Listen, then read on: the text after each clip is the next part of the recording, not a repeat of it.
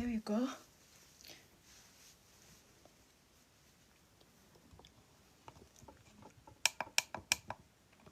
I'm late, guys. I just arrived literally now.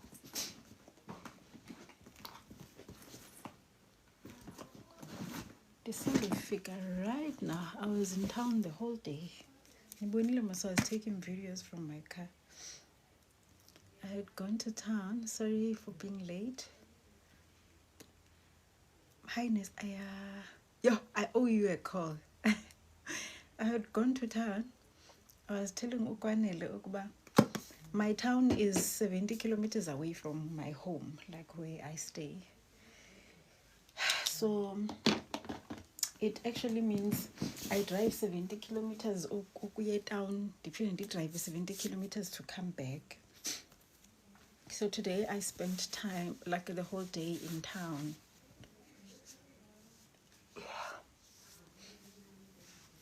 Maleni, what time is it? Okay, let's do like maybe 5 minutes. Can we please tap the screen so that people can know that we are here? And then in 5 minutes is a lot. Maybe in 3 minutes? Yeah, 3 minutes I will bring in Kwanele. So what in real life is a rich life. So welcome Betuna. Today we don't have a particular topic that we are going to talk about. We are bringing one of my favorite segments of this space. So in 2023 we used to have a segment on here for people who were not here back then. I mean, in 2023 we were sitting on 15,000 followers on TikTok back then. So we used to have a segment that we called nursing career conversations, and this is where we would bring in a nurse that is doing like really amazing in their profession. Hi my friend, and Bonnie guys, and this fuck is his backs, even though now like but we used to bring in like nurses who are doing really well within the nursing field, whatever discipline of nursing. We would bring someone to come and tell us about their career, and the people's someone to come and tell us about their career, and the people's guys and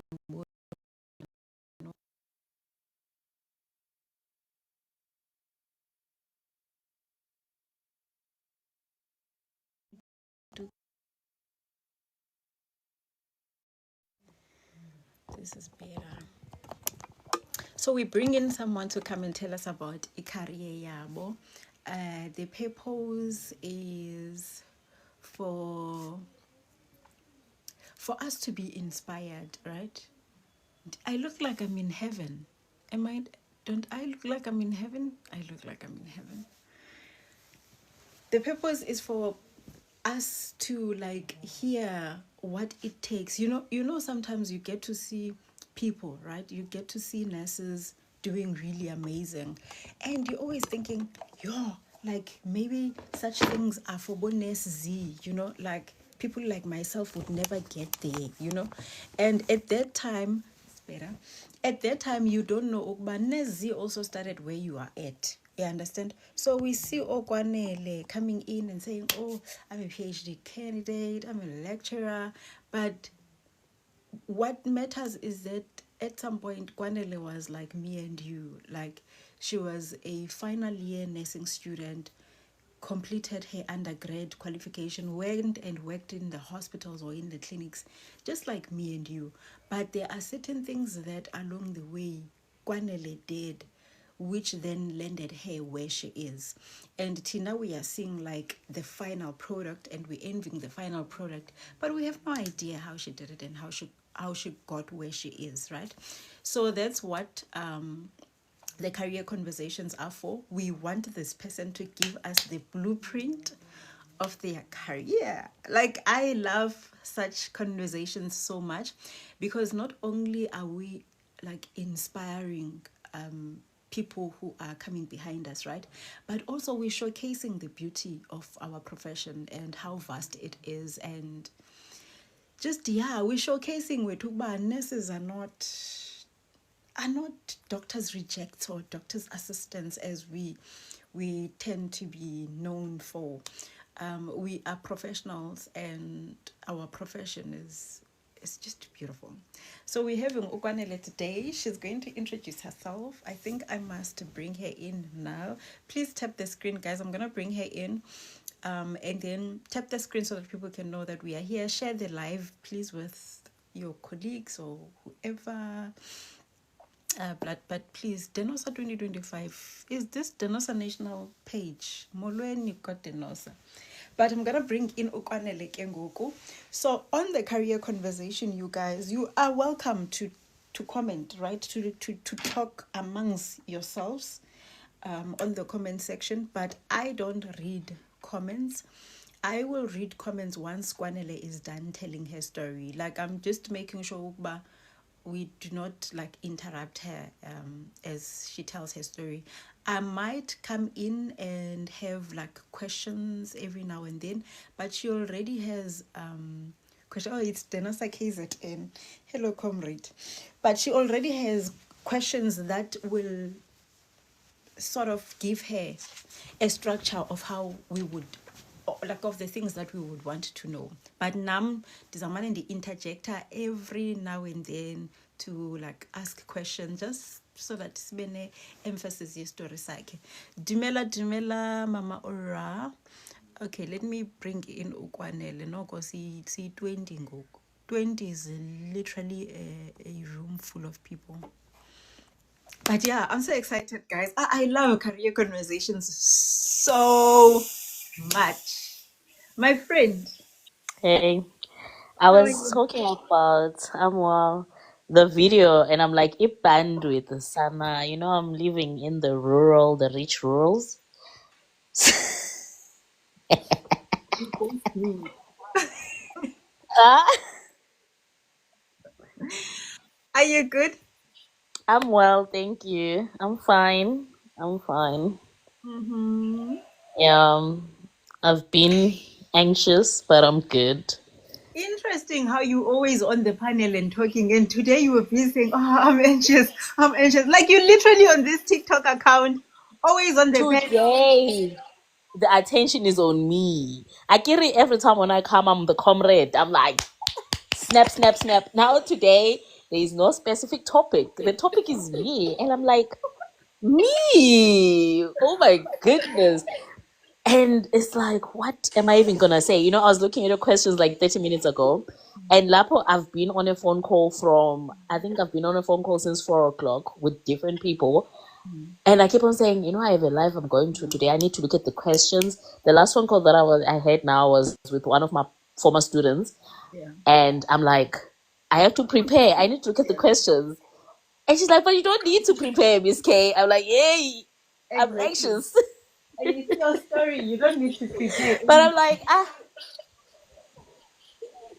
exactly. But then you know me, I'm a structured person. I always like preparation. And I'm like, whatever. We'll wing it. We'll see where we go with it. Okay, I think the first question I had asked you was, Mm. has it always been nursing? Like you are young. Mm. Maybe you should tell us where you grew up, right? And also tell me if it has always been nursing. Like when you were asked, oh, so what do you want to be? Did you say nursing? And if not, what Mm. did you want to do? Nah. Like, I know everyone will say this. Everyone always says it has never been nursing. I'm a Josie girl. I'm a girl. I'm a suburban girl. I always say that I grew up living a privileged life. You know, I was raised by middle class parents who were working, always had a car, you know, that type of life. And throughout I've always been an academic. I've always been that girl. I love books. I'm always the girl that passes at school, you know. Yeah. And then at some point, I love art. I wanted to be an architect Wow. at some point. And then when I went into high school, I ended up doing commercial subjects. I ended up doing accounting, business studies. Trust me, if you meet my high school classmates, they'll tell you that Kwanele, the economist. I loved economics. I had this love for economics and it was not funny. I saw myself as an economist or doing econometrics, doing big things, like in mathematics and finances. And I remember at some point I even applied for a bursary with PwC, PricewaterhouseCoopers, Mm. and I was that girl. So I matriculated in 2008. And another disclaimer I want to make is that I'm not going to mention company names, Yeah. that type of thing. I'm not. So if I'm saying private company, it's a private company. Private hospital is private hospital. I think that's a disclaimer that I want to make to everyone that I'm not here to promote anyone's Yeah. business, company, hospital, or anything. True. So I then finished my matric, and I remember I had applied at UJ for a BCom in accounting degree. Sure. That was in 2008. And I remember very well, PricewaterhouseCoopers calls me and is like, "Hey, girl, we want results. This is 2009." And Mm. I'm like, "Girl, Haibo, not me." Something in me is like, gap year. I took a gap year. Yeah. I took a gap year, and now I'm sitting there taking a gap year, and I'm like, what am I? I never even planned the gap year. My whole idea was I'm going in, and I wanted to work at corporate. I was gonna be like corporate girly, that is just corporate girly carrying the Stanley boxes. That would be me. Trust me, with a tote bag. Mm. And that moment for me, I'm like, okay, let me reapply at university again. I applied at university, and I think I applied at Wits actually. Universities I'm gonna mention obviously because it's a university. I Mm. applied at Wits and I applied for BA Law. Now my question to myself is like, me BA Law. Why am I even? Because another thing, I realized that I wanted to be a lawyer. I've always wanted to be an attorney, somehow, somehow. And now after the gap year, my mind is already rich because I'm like, I want to be a humanitarian lawyer. I want to work with people. I want to work for United Nations. Sana, minalo. I No have big nursing, dream. I have big nothing dream. when you're not thinking health sciences, Where nothing. nothing way, not even once. I'm like, I'm gonna do my BA law. Girl goes into Verts, gets introduced to university for the first time, and I'm like, this is what university looks like. You see Verts in dramas, in series, and you're like, wow, it's luxury. Trust me, the feel of being in those big universities, those big post-apartheid type of universities, those ones, it's such an honor, when you see the pillars of knowledge, when you're walking there, the Great Wall, my goodness. I was obsessed. I think I was obsessed with the infrastructure of Earth. I was obsessed with the history of Earth. And to be walking those streets for me was an achievement. I was already a VT. So in that moment for me, I was like, okay, girl, I go into varsity. Trust me, I enjoyed that year. I enjoyed 2010. It was the World Cup year, Yeah. and that's where I did philosophy. Because my BA subjects were philosophy, psychology, English literatures, and law subjects. So I had law modules. And I really enjoyed it because I love history. I love reading about history. So I learned a lot about history, law, and philosophy. Philosophy was something that I've always like, I would love to do philosophy one day. And I used to think it's just about, let's talk about life type of things. No, it's arguments. They teach you how to draft an argument. They teach you the validity of an argument. What makes an argument valid? How is an argument structured? Is it an introduction? It is a premise. It is a conclusion. It is a big thing. And they gave me this small little book, and I'm thinking, what? And You that's the calculate logic. That's what? that's the undergrad degree Yes, for that's undergrad BA law. oh, Yeah.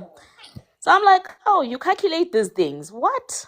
Okay, interesting. And then life happened, because we are human, I fell pregnant. aw. Good show. Cause mina the daughter. Bafana. Yeah. I'm a father. Boys. Girl. I'm like, okay. What? Fall pregnant, girl. Take another 2 years gap year. So that Ah. was 2011, 2012. 2011, 2012, I'm like, what am I gonna do with my life? Do I wanna go and do my nursing, my BA law and complete it? Mm. Or do I wanna start afresh? You know, now I'm a mom of a girl. She was 1 year something, and my life is just all over the place. And I'm like, then one day, I remember it was April. It was in April 2012. Someone that knew me and knew my mom sent her a message, and she's like, you know, there is a nursing um thingy with Department of Labor. Then we used to apply via Department of Labor. Okay. That where she was like, no, what is Kwanele doing? And I'm like, my mom's like, she's doing nothing, but she's planning to go back to university at some point. She's like, no, there's this nursing thing. You apply via Department of Labor, and then you go to the nursing college, you become a nurse. There's a stipend of 6,000 rand. Eh!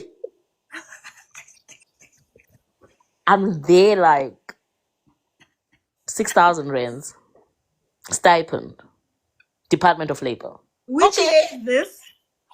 2012. Okay. That was the first time nursing crossed my face, my Yeah. brain, my intellect, my cognitive abilities. That was the first time I ever sat and said, a nurse. Konje, what does a nurse do? This is me in my head. I'm like, what does a nurse do? The last time I encountered a nurse, my midwife. The woman that delivered my baby was so sweet. Like, I'm not gonna lie to you. She was so amazing. Like, she took care of me like when you're pregnant, your first pregnancy, and I was 19, I think, and you're feeling so young and you feel like people are gonna judge you. Like, I had an amazing midwife who delivered my baby, who was so patient with me. Even when she was suturing my episiotomy, she would be like, you know what, don't close your legs, relax. She was so soft. She was a soft girl. And I remembered her. For the first time I remembered that nurse. Hmm. I literally remembered that nurse, and I was like, oh, she's a nurse. So is this what I want to do? Look at people's vaginas. Eee. No. That moment, I'm so dark. I'm just like, what? Am I really doing this? But then the 6,000 felt more appetizing and appealing. And I was like, let me go and apply Department of Labor. And this is where my journey with God starts. Which province is this? It's Gauteng. In Gauteng. Okay. Okay. This is where my journey with God starts. I think there is a lot of God that you're gonna just run through. Unfortunately, I preach sometimes. Well, before you move on, you were doing Mm. commercial subjects in Yes, in high school. So you were able to I get them. matriculated with them. Yes, I And you matriculated with accounting, okay. business studies, economics, and then I had maths, pure maths. Then I had maths paper 3, and then I had what else? Life orientation, isiZulu, and what else? No And life English. science. Yeah. Nope. And you got the bursary. Yes. Oh, Sana, God handpicked you, my baby. No wonder Kiri. you are where you are I'm now. How did saying you get this the is bursary? where my journey with God started. I'm telling you, from accounting, economics, business studies, English, yeah, those were the subjects that I had. I had commercial subjects. And the only thing, maths, I had 2 maths papers. Remember, there was a maths paper 3, the Yeah. statistics one. Yeah. So I wrote that one, and I had maths, pure maths. And then they're like, no, they only want 4s. I'm like, girl, I don't have 4s. I have 6s. Come on, bring this. I'm going in. So in my head, I'm like, now internally, I know I'm gonna get in because I'm like, I qualify. I've qualified to get into another university. Why not? I will qualify to get into this one. Now this is my journey where it starts. This is where it starts getting very interesting. So now I have to find the labor place. You know how I look for the labor place? And there was one in CBD Joburg. I get there, it's closed. They are done recruiting nurses. I'm like, Haibo, the closing date is not yet done. Yo. Now I have to go and look for another one in Germiston. I'm like, God, yo, what am I gonna do with myself? How? So this is the journey of me getting into nursing. I have to be traveling all over Joburg to get this application through. Application goes through, and you know what happened in that application was very funny. I get into the application process, and we queue. I remember I woke up at 5 in the morning to be probably number one or two. So I get there, I'm number two, and there I am chilling, and I'm like, the lady comes in the morning around 8. She takes the metric certificate, and she's like, she'll be just checking from the door, like, yeah, enter. Then so you enter for data capturing. On that Monday, I remember, no, it was on a Wednesday. The closing date was going to be the Wednesday the following week. On that Wednesday, this is what happened. Then the Spirit of the Lord works. The computer stopped working. Computer stops working. Government things, you know how it is. And here I am finding myself, they're saying, no, come on Friday. On Friday, there's going to be debriefing. They're going to tell us. A lot of people that know how we were recruited, there was this debriefing that they tell you that you're going to go through a psychometric test. And then after that, they will call for interviews and everything. So they're like, on Friday, you're going to do a debriefing. I'm like, okay, sure. Then they were going to do what? The data capturing. So they'll start with data capturing in the morning, and then they do the debriefing on Friday. Mina girl wakes up in the morning Friday. I'm like so excited that at least they're going to capture my data. Then the process of application will start. I get to the girl, she's typing and data capturing. She looks at me. She's like, no, no, no, no. You don't stay in Germiston? And I'm like, what's wrong with that? Obviously, I stay in Joburg South. She's like, no, Joburg South has to apply in Joburg South. We apply with regions here. Whoa, Did my Sana. heart, did I not see my 6,000 rents going? I feel Because I like praise you the were living God. applying for a job. You wanted the money. Nursing bengizoyibona phambili mina shem. I was gonna see it phambidlana. And I'm like, now here is this situation. I'm now applying, and these people are like, no, you don't belong here. Go back to Joburg South. You can't apply in Germiston. You don't live in Don Park. You don't live in Boxburg. You don't go back.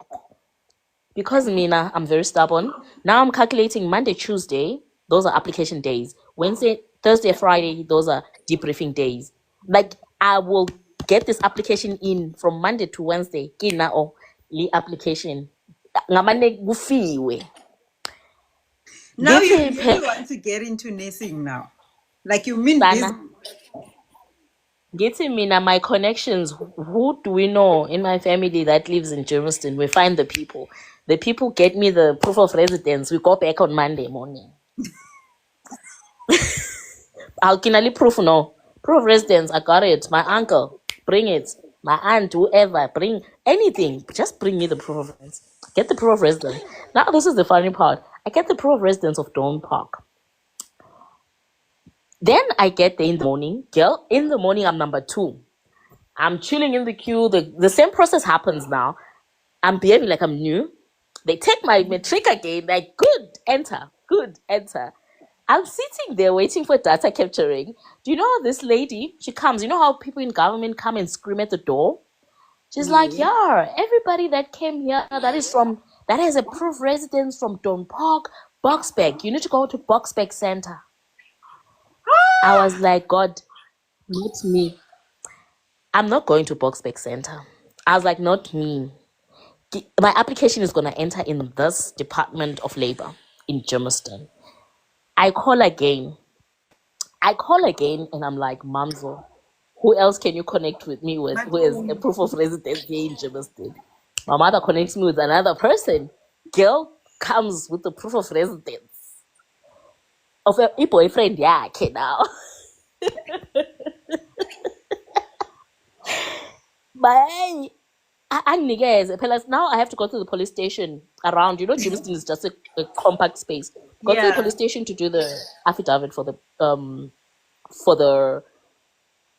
for this proof of residence. This is me. I'm going there. Get to the police station. Was it on the No, same and I'm day? like, girl, but the Did you guys lose me? hey, hey, you will see. I don't know. Hey, you will see. I give you want the proof of residence. I gave you proof of residence, a water bill. Here is a water bill. You know, that day I sat there, I remember there was one person that he was still busy with. And I sat there, I was like, God, if I come out of this police station with this affidavit, I'm gonna be a nurse. I'm gonna serve. I'm gonna serve like you've never seen me serve. I'm already praying, Sana. I get to the guy, I look him straight in the eye, and I'm like, my uncle is at work, and I'm applying for nursing at the Department of Labor, and I need this affidavit written. He writes. He's like, what else? I'm like, nothing. Just writes, stamps it. I go back. Do you know that I had arrived at, they told us about Boxbeck Center at around 8 o'clock. I went back to the capturing place at 9:30. That was 1 hour 30 minutes of me finding everything. And do you know that when I sat, I was number 2, remember? When I sat, the lady came carrying a cup of tea and said, I can capture data now. Wait, so Do you know that? you went in the first time, you were sent away because you've got a proof of residence at Don Park. Then when you went and find Mm, another proof of residence and came back same day. yes. No, on Monday. At on parking, I came back within an hour. I had found it and I went back. And the moment I said, they were like, oh, we can start data capturing. I was data captured by the same person last week on Friday who said, you don't stay here. Now she's capturing. And then she's like to me, your matric results are very good. I wish you all the best. What have you been doing all this time? Why don't you apply at university for this nursing? You like nursing? I'm like, nah, not that much. I was exposed to psychology at Verds. Now I'm lying, Pen. I'm thinking I can help people. She's like, no, you can. Like your metric is very amazing. Just apply at university level. Girl, did I not get motivated that same day? I go into online system UJ. I apply for nursing. I'm out. And I'm like, we shall see what will happen. Weeks later, no, months later, Department of Labor calls me to prepare us for a psychometric test. I go to the psychometric test, and then they're just preparing us to tell us how the psychometric test looks like. So they're gonna choose people that are gonna do the psychometric test. And I'm like, cool, fine. There I'm in my head, I'm not thinking. Do you understand? I'm not even thinking, but I'm still wanting that 6,000. I'm like, it will be good to have the 6,000 rands. It'll be very good because that is a lot of And it money. was a lot of And money. I'm like, it will be very good. Yeah, it was a lot of money. And I'm like, it'll be good for me to get that 6,000 rands. So it's fine. And then I think months later, because April, May, June, I think around June, UJ gives me an acceptance. They say I'm accepted Without for life nursing. I'm like, signs. yeah. What? Wait, guys. Without life signs. I'm like, I enter. No. Yes. Yes. They say to me, girl, you've entered. That moment in my head, I'm like, ooh, what? So if UJ accepts me, now the palpitations start. This is a degree. I go and Google what the degree is about. Kibona anatomy and physiology. I'm like, girl, you're an accounting student. Uthembe nengaka. Where's your bravery coming from? I'm like, girl, I'm brave. If God wants me, God will support me. He will direct my ways. I don't care how this is going to turn out. Then I think months later, they call us for the psychometric test. I go and write the psychometric test. You see that one? I felt good after writing it. I was like, I'm an English girl. I write, I read. So I'm like, I killed it. There's no way I didn't. I killed it. And then now I'm worried about UJ, and I'm like, but at UJ, I don't have money to pay fees. Should I apply for NASFAS? I apply for NASFAS. And it's fast. I'm like, NSFAS is gonna pay. If I do decide to go with UJ, NSFAS is gonna pay. Now I have to humble myself because the 6,000 thanks and I open. Now what am I gonna do with myself? I will. You know, and one day I remember I went to UJ in October. One day in September, they call my mom. They're like, come and for an interview at Enleski. Girl doesn't even know what Enleski is. I'm like, what is Enleski? They're like, it's a nursing college behind Helen Joseph. What for? In my head, I'm like, what for? They're like, for an interview for nursing. Like, me. Okay. My mom comes and is like, yeah, they called you for an interview. You need to go for an interview. And I'm like, an interview? I-anxiety thini ngwaneng? Ngiyokhuluma maphamanga manje. But I want 6,000. I want 6,000 rands. And from what I've heard from the people that I've queued with in the Department of Labor, they keep on saying, everyone will tell me, yo, I have a passion for nursing. My aunt is a nurse. My mom is a nurse. These people come from a history line of nurses. And I'm like, here I am, having been just bumped into nursing. For what? Who am I? How am I even going to get through this interview? Lapo, my breasts are like going to the interview, they're just filling up, like anxiety eating. I remember when I entered the interview, but now I know what nursing is about. No one was going to tell me anything. I started, the interview started and I was just bawling. It was a panel interview. And I'm like, that was their biggest mistake. Making a panel interview with me. I'm like, oh my goodness. Who's saying that time Kwanele aced anatomy and physiology in first year? I think it's Oh God, I'm actually now distracted by the comments. No wonder. Well, don't we'll focus get to on the the comments. story. You know what? That's why I'm like, I'm getting distracted. So there I was. I'm like, what? Okay, let's do this. And I remember there was this question that they asked me. I felt like it was so discriminatory. They said, all those that have kids, can we see you one by one? I was like, what? What does my kid do with this nursing? How ngaphaphela again, man. I was like, oh no, this is not gonna be nice. So I get it one myself. They're like, so tell us, since you have a child, where's your child gonna go? This is me. I'm like, my child is gonna go to crash. She's like, do you know what they say? These are nurses. They're like, no, kids get sick in crash. Nursing is a very demanding course. We need you here 24/7.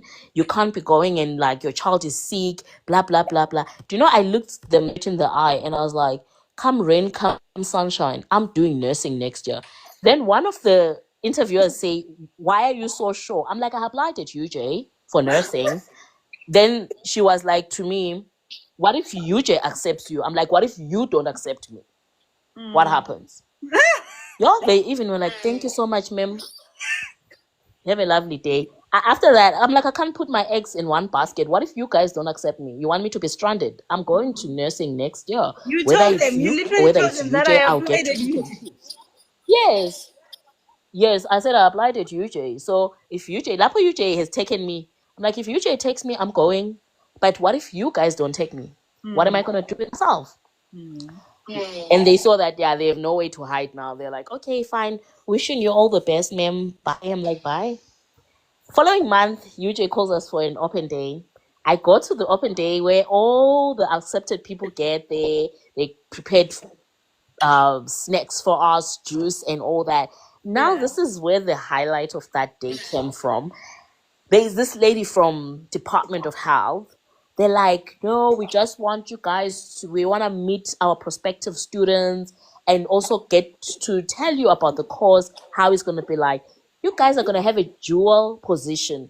In my head, I'm like, you're going to be employees and you're going to be students. So this lady from Department of Health starts talking about the stipend. I'm like, hi, yeah. This Never. is 2013. 2012. 2012. Okay. I'm still in 2012 because they had this program that they'll call everyone that they gave acceptance to Yes. see them, to take them through the course, to be like, this is what's going to happen, And I I'm remember like, the I attended 6,000 is following me. that at UJ in 2011 because I wanted to transition into nursing in Ah, 20, I think 2011. Yeah, I attended that yeah. pre-acceptance orientation, and it's so fun. Yes. Yes, it's bougie, Sana. There I was sitting there, I'm like, no ways. Are you telling me that the same 6,000 that I was applying for with those people that were abusing me last month is the UJ, same that UJ is going to offer me? I'm like, I'm done. At that moment for me, I was like, I'm doing a degree in nursing.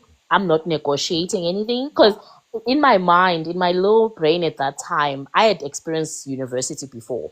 So I thought, you know what, I might as well continue experiencing the university life. I don't know how college, and why are they calling it a college even?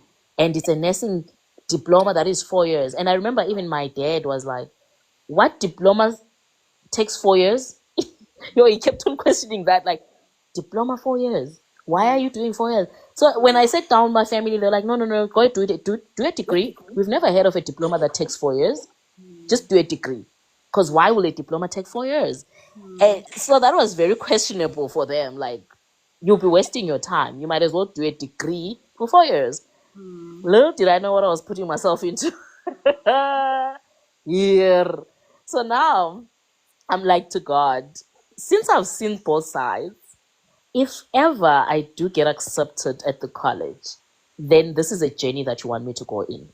And I'll take it in with all my hands open, with my heart open, with my mind. You will direct me. The blood, the thing, anything, you will carry me.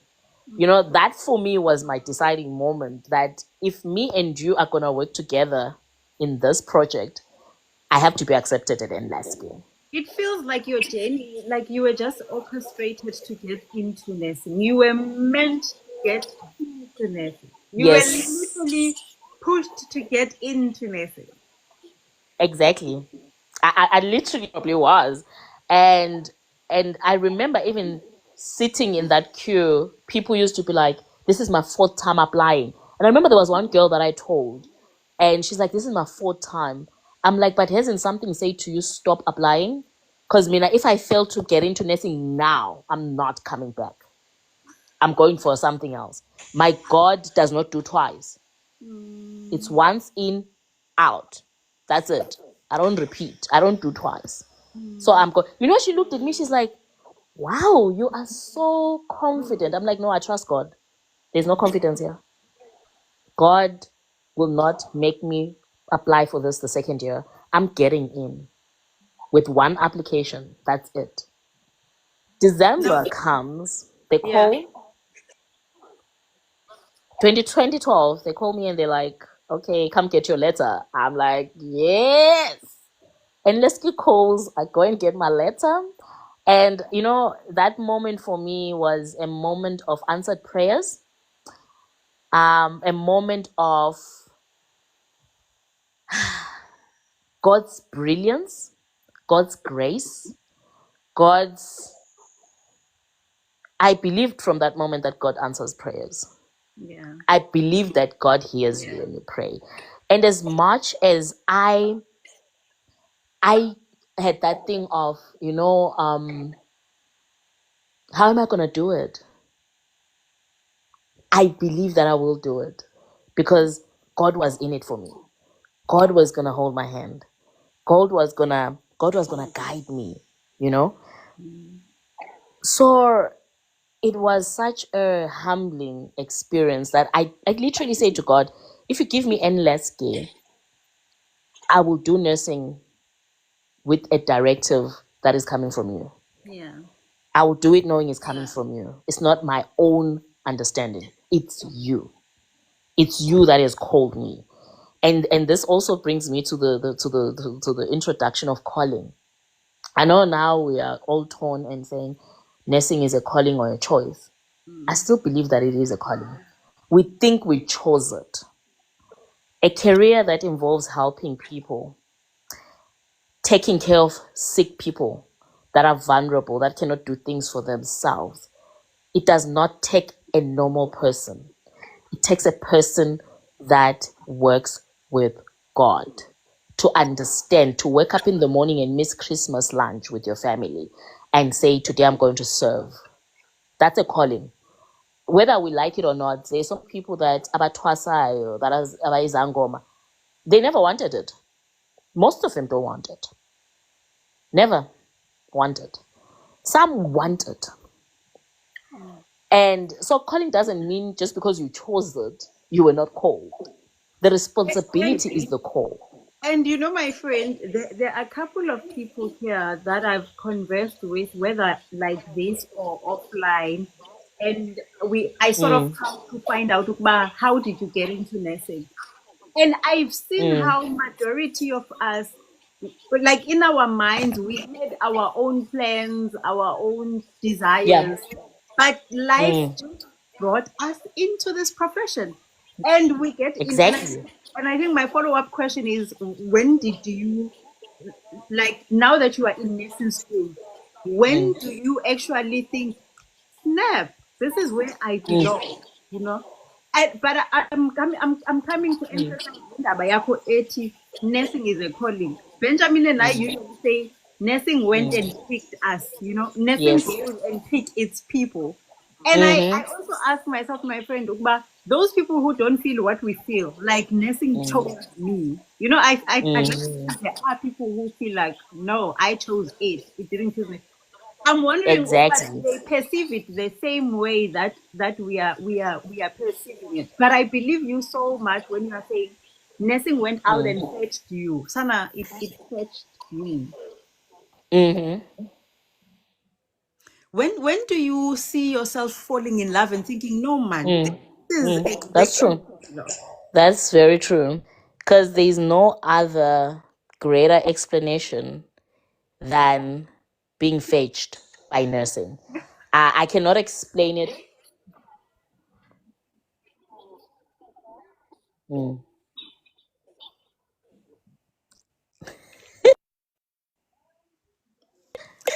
So, me, first year, first year I was working with God. I've been working with God, but first year was like, I think that was my moment of asking myself, what did I get myself into? My first class was on the 4th of February, 2013, anatomy and physiology. It was anatomy, an anatomy class. Yeah. And I walk in, and there's a slide presentation of all the bones in the body put in an aeroplane type of form. Mm. And I'm like, and the lecturer is like, we're gonna know all of them. I had so much anxiety that I even wanted to vomit.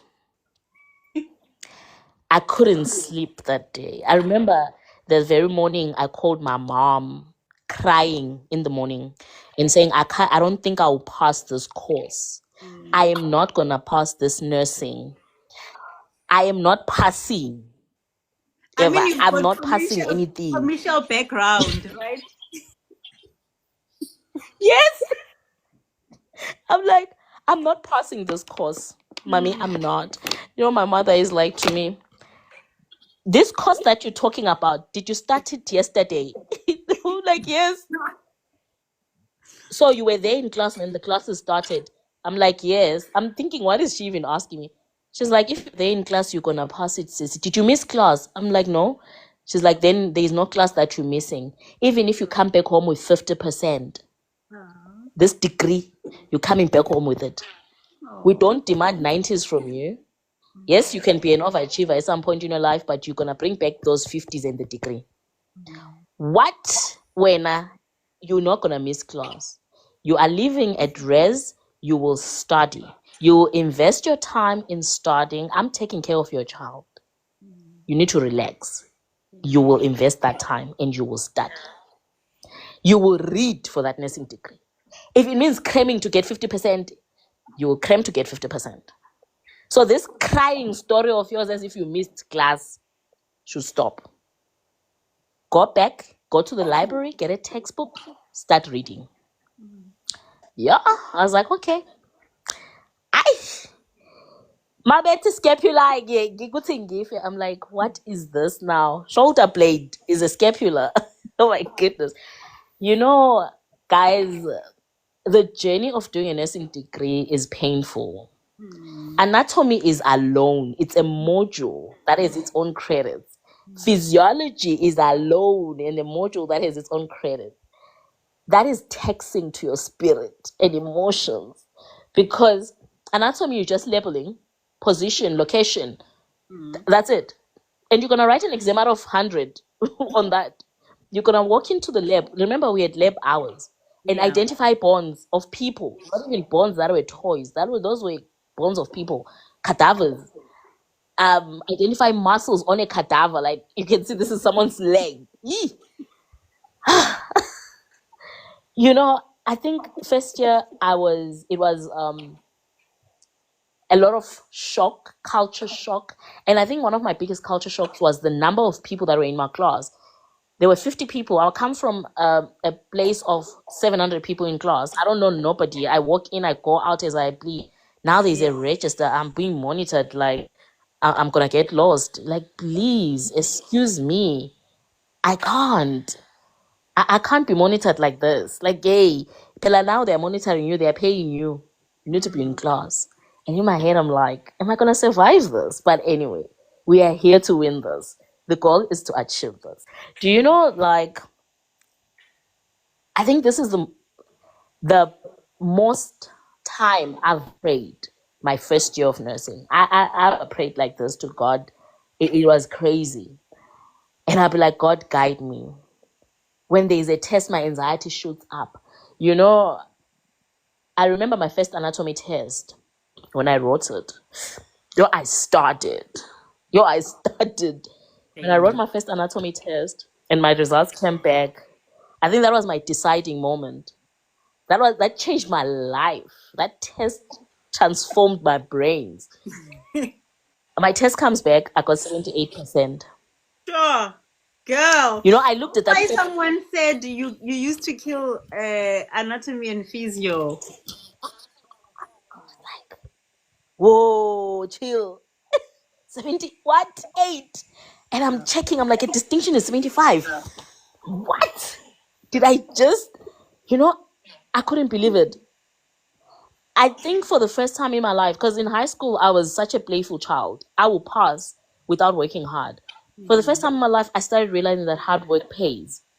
The more time I put into something, the better the result. So I'm like, let me put more time into other modules. I started putting more time. The distinctions not come. I was like, I was feeling like I'm cruising, but it was hard. It was so hard, and you know what's so funny? Like why I kept on saying I was working with God. My physiology lecturer called me. She used to consult with us, and I think that also God has style of teaching that after a test you consult students, you bring them into your office, you assess their way of doing things, and you guide them so that they can reach their fullest potential. Do you know she took all my tests? I remember in physiology, I used to get 69%. The first test I got 69, the second test I got 69. And then she takes all my tests, she looks at them, she's like, you know what? I've been looking at your test. Do you know that you have a potential of getting a distinction? I'm like, me? She's like, all the marks that you did not get, it's the questions you didn't answer. You never answered them. And those were 5 mark questions, 6 marks. If you combine those 5 marks to 6 marks, you could have gotten to 80 actually. Can you see it? So what I want you to do when you write your exam, because now it was exams first semester, I want you to cancel every question that you have answered so that you don't skip questions. Did I not ace the exams of the anatomy and physiology? No, like nursing fetched you. I was like, what? I was invited to the Top Achievers Awards in June on my first exams. Yeah. That was the beginning of many things. Because I was like, I can do this. I think that's when my confidence started to come. Like, and you know, one thing that was very particular about my journey, I understood that this is my journey. It's not for everyone in this class, it's mine. And anyone that knows me very well will tell you that they never even knew how much I got for my test. I hid my marks like it was a secret in an Illuminati gang. I never wanted people to know me with my marks. I knew I was killing it. I was passing. But I didn't want to be identified as I'm passing. And now people are going to be like, can you please help us because you're passing? I want to help people because you don't understand. I don't want you to come to me because I got distinctions. Because you can get a distinction from cramming. You can get a distinction from just studying your eyeballs out the whole night and forget it tomorrow.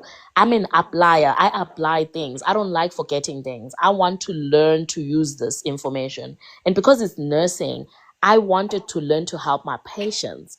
I wanted to learn so that when I go out there, I'm valid, I'm up to date, I'm relevant.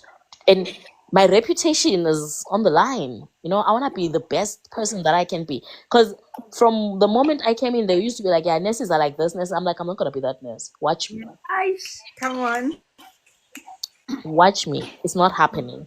So Yeah. I remember very well, I was And you were like, a student when you were telling yourself that, right? When you were saying, no, I'm not gonna, Law, this is what I'm you not. people are saying about nurses, but I'm not gonna be that. After discovering that there is textbooks that weigh 3 kg that I have to carry, and this is what they're insulting nurses about. I have to carry a 3 kg worth That's of Yes, textbook. yes. Never. Let us put some respect into nursing. Like that's a heavy textbook. I cannot. And that moment for me, I was like, motivation boosted. Girl, you can get distinction. I'm like, it's time to push now. We are pushing. That's when that moment, I remember in 2013, I even said, I used to tell my classmates that I'm going on the pillow paper train.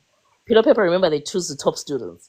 I'm like, Okay. if it means I'm gonna be that first one that enters that pillow paper. I don't. Now everyone's asking me what is pillow paper. I'm like, I've read the policies, Pelamina. Now I know what pillow paper is. I'm like, pillow paper is this, top students. And I was so excited about pillow paper. I was excited about fourth year. Like, I saw 2016.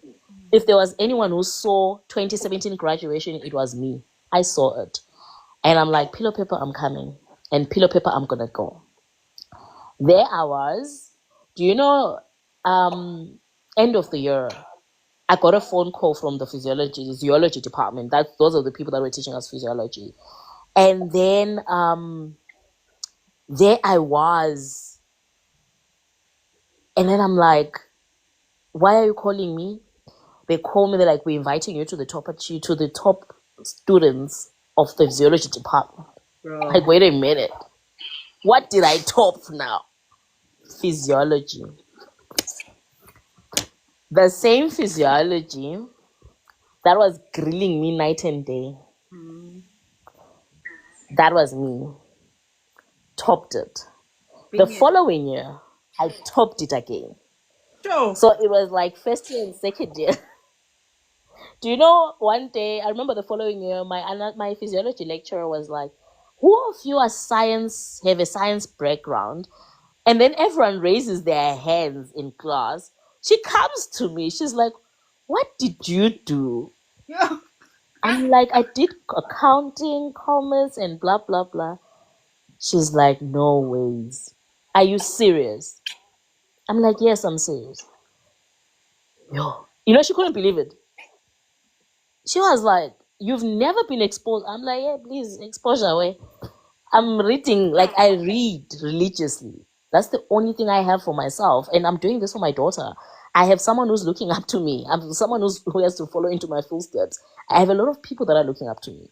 I can't be failing at this point, because already I felt like my pregnancy was a failure. Yeah. I already felt like I left Verds because of it, and I didn't want. And that's another thing about having a child. I never want to pin my lack of success on my child. I don't. That's why I push as much as I push, so that I never ever say to them, "I was raising you." No, no, no, no. I want it to be my fault. I want it to be my decision. You know. So I get there, and now when I realize that this is my nursing, I remember you asked that question. Second year was the deciding moment. Because first year I was just cruising. Second year, I met one of my most inspirational lecturers. As I said, I'm not going to name people's names, Yeah. but anyone who knows me knows the person. That woman transformed my whole life. If I can say lecturers of influence, that is what that Now woman we wanna was. know who it is. Aibo. Nah. Siyakucela. We wanna send her LinkedIn. No. Mentor yakho, it's fine. Um, she's a very private person. That's all I'm saying. I wouldn't just say her name like that because she's a very private person. And you know, she was that type of lecturer that she reminds me of the story of a father that had 7 kids, and every time when she sees the child, he will always say to the kids, "You're my favorite child. You're my favorite child. Don't tell your sisters. You're my favorite child. Don't tell your brothers." Then when the guy died, when they got to the funeral, all of them were like, I was my dad's favorite child. And they realized that all of them said the same statement. So they received an equal amount of love without them being aware of that love. That's the type of lecturer that actually mentored me. She could tap into your potential. She never taught us. Now, as an educator, there's something we call a hidden curriculum. There's this thing that students learn from you without you teaching it in class. They learn the way you walk, the way you talk, the way you carry yourself, the way you dress, the way you exude confidence. That's a hidden curriculum. They don't learn what you're speaking, they learn what you do, they learn your ways. And that's what I picked from that woman. I learned how she walked, I learned her confidence, and I realized that her confidence comes from knowing. She has information and she thrives in it. She flies in it. She boasts in it. She knows God.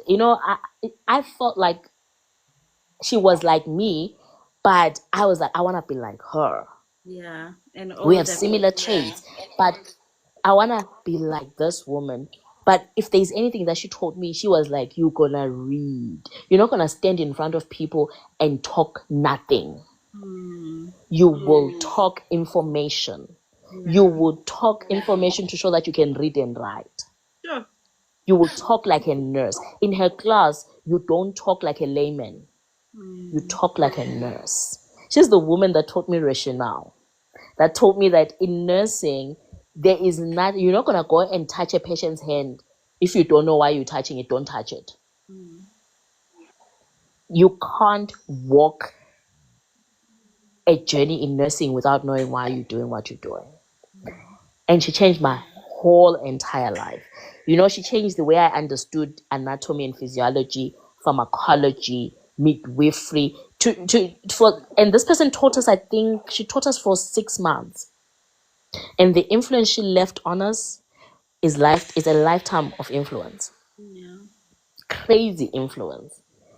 And I feel like those are people that are called change makers, people that are called to change, people that are called to create, like what you were talking about in this other TikTok about people that mentor you not to be in their shadow, but they want you to be independent. Yeah. They want you to walk alone. They want you to be better than them. They want you to sit in the same tables as them. And that's one principle that I still uphold as a lecturer. I always tell my students that I'm teaching you to be my colleagues. I'm not teaching you to be beneath me. I want to sit in the same room with you one day. So I will not teach you mediocre. I will teach you standard. I will teach you to sit in the same room with me and say, this one was my lecturer. And I'll be proud because I have held your hand. That's my vision for my students. I don't go around having this thing like, oh, I'm all that. Already when I walk into a room of students, I'm educated. They know that I'm educated. I don't have to say it. I don't have to sing it. I wouldn't be standing in front of you if I was not educated. So now we need to work together for you to get to where I am and better. I I want to I create big feel like people. Matuke have the best version of lecturers. Honestly, that's how Could I be. feel. It could be. It's very relevant because as millennials, we are that generation that has seen both. We've seen no technology and technology, and we've transitioned with a lot of things. And also, it's one of those things that we understand mental health. If you're a millennial and you don't understand mental health, you still need to work on understanding it. True. So we have a, the best of both worlds. We've lived to see a certain side of another century and another century. We've lived in both centuries, and as much as now we are dominant in the other one, but we've lived in both centuries to vividly remember what it felt like to see a computer for the first time, to see a keyboard, to see a floppy disk, a CPU, those moments. I think they're the most valuable moments of our upbringing that will make us a different breed of people True. that understand certain elements in life. You are in nursing school and you are doing well in almost all your subjects. Do you now have, or like have you identified a specialty that you think, oh, this one I'm crazy about it? Some people go through nursing school and they already fall in love Mm. with midwifery as students. Did you have like some sort of an idea of what specialty you would like to pursue um, post the 4 year Mm. degree? Do you know, I remember in second year, I kept on saying, I want to go and finish my law degree. I want to go finish my law degree. That was one thing that was banging in my head. I want to finish my law degree. I feel like nurses are being abused. They're frustrated. They're underpaid. It's just frustrating. I am going to finish my law degree. Then little did I know when I got to third year, I met the mother and the baby. Yee! Did I not go mad? I was obsessed with midwifery. I was obsessed. Even the One of my practical? former yo, dude, I was there's this classmate of mine called Shandukani Matozi. He used to call me chief midwife. If it comes, a guy go ask Kwanele, she's the chief midwife, this one. He will. I worked like a midwife. I was a midwife. The moment I started midwifery, I knew this is for me. It's in my spirit. I love this. I love it with everything that I have. Trust me, everything. Suturing me. I think maybe even in my class, I think I delivered most twins. I was the girl that was always found somewhere. Always found somewhere in midwifery, somewhere. I loved midwifery so much that I thought I was going to do advanced midwifery. This is where also how God directs your ways, ne? My plans, I have plans for myself and I have God's will on the side. There I was like, midwifery is my thing. I'm gonna do midwifery. In that year, I was certain I wanna be an advanced midwife. Then I got to psych. Did I not get obsessed with psychiatry? Hypo. I'm like, what type of a person am I? Psych, I loved it. I would just sit there and kill it. And I'm like, what is wrong with me? Why am I just loving every bit of nursing? Everything that is presented to me in nursing, I love. And psych, remember, came with management and research. Yes. Research, Leona, I'm like, yee, this is my thing. I, Wow. I like this. I'm loving this. Girl, I want to be a professor. No, I can't be. I'm going to be a professor. Management, Leona, and I'm like, I even remember on my management final, I ran my ward like Sure. like it was mine. I loved. Now this was my problem. I'm like, Aibo. But then there's one common thing. I love all these things about nursing, but I love teaching more. So Oh. in my head, I'm like, you know what? Let me be an educator because if I'm a jack of all trades, it's not gonna work for me. I love everything about nursing. I love everything. But I love teaching more. I had to sit down with myself and be like, as in chiller.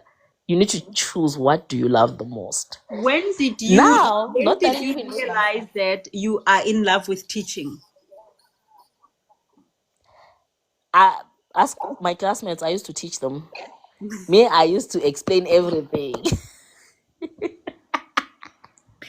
I used to be that girl that explains the small. I'll explain something to you in ways that you will not even imagine that you'll understand it. And the time that you understand it, you're like, wow, wow. So you were a teacher student. Yeah, I will teach. And for me, I'll be teaching so that I don't forget. So I was using it as a strategy. So if anyone asks me a question, I'll explain. Come, I'll explain. I'll explain. I'll teach you. I'm that type of person. I want to teach. I want to explain it to you in the smallest low form of understanding. And then you come out of and you're like, yeah, I get you. I do get you. I do understand you.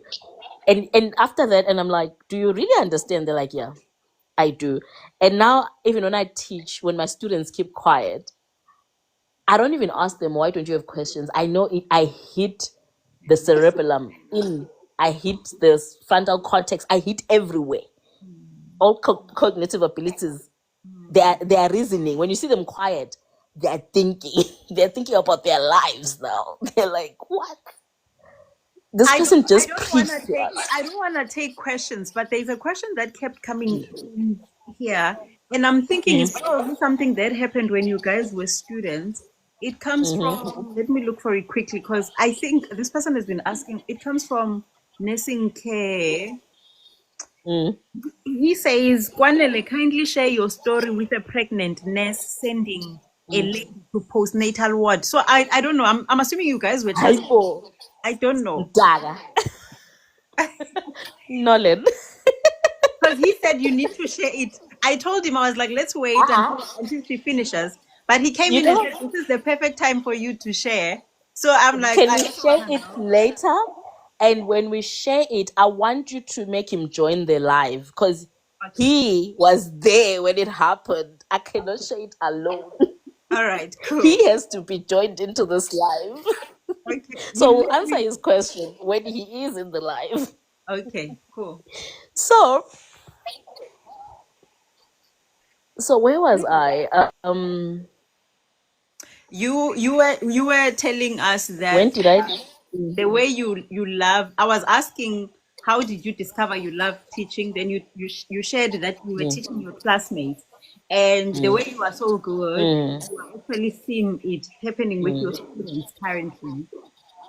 mm. Yeah. So, so now I go conserve.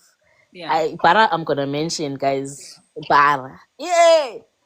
I was one of the two people that chose Bara as a first option because I love challenges and I knew that Bara is a challenge that I'm gonna take hands on, hold it by the horns, and I'm gonna kill it because I wanted the Bara experience. I wanted to feel what they were saying when they say we at Bara.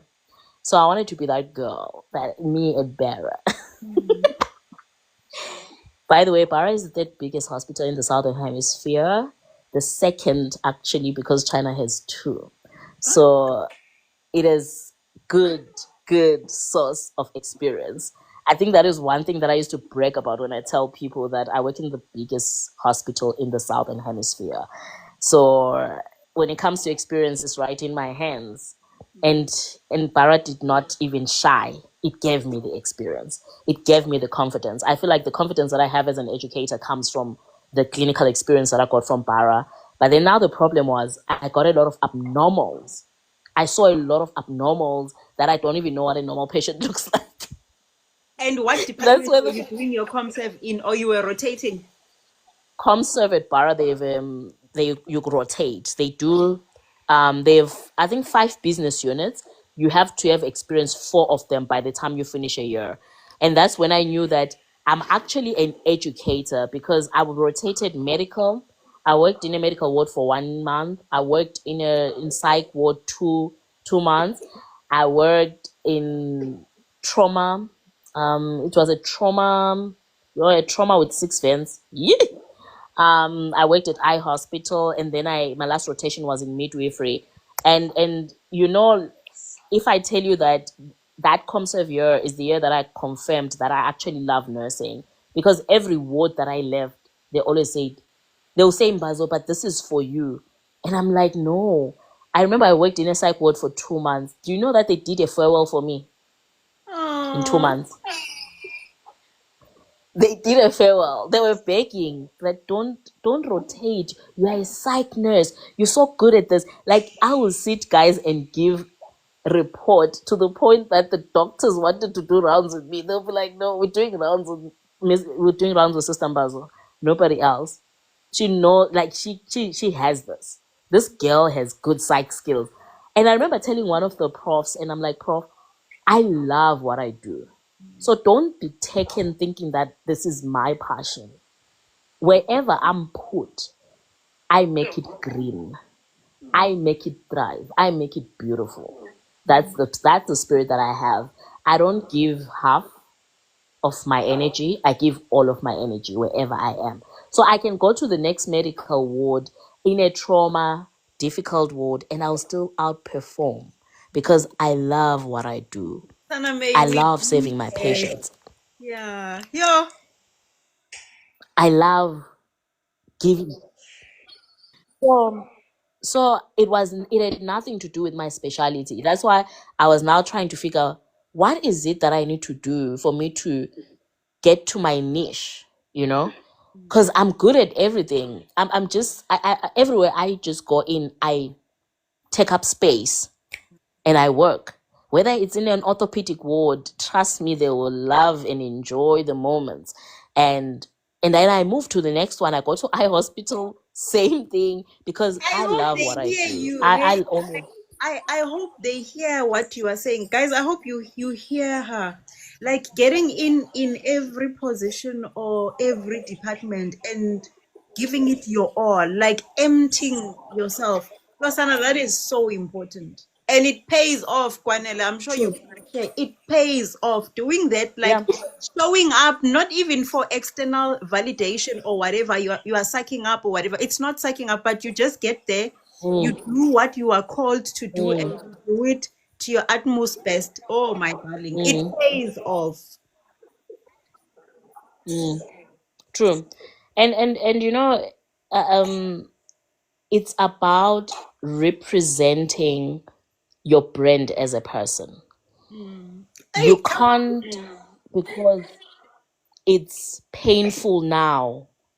You mm, wanna bring out your worst. yeah, Even if it's painful, you need to bring out your best because you don't know where your opportunity lies. You don't know who's watching you. yeah. You need to always outperform yourself.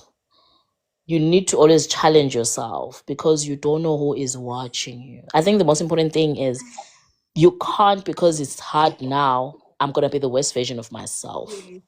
You Oh, can't. mm, You can't put yourself in that predicament and that image. mm, And Bara is tough. Trust me, I've worked in a ward that is 60 patients. oh, And that was my first ward. That one almost took me out, but I was like, I'm not going to be taken out by this. This is a challenge. And I will show it. 60 patients. It's like, what? much love. Lapo, Lapo, I'm sitting 60 patients. I have to give IV. I remember the first day I gave IV at 8 o'clock until 2 o'clock in the afternoon.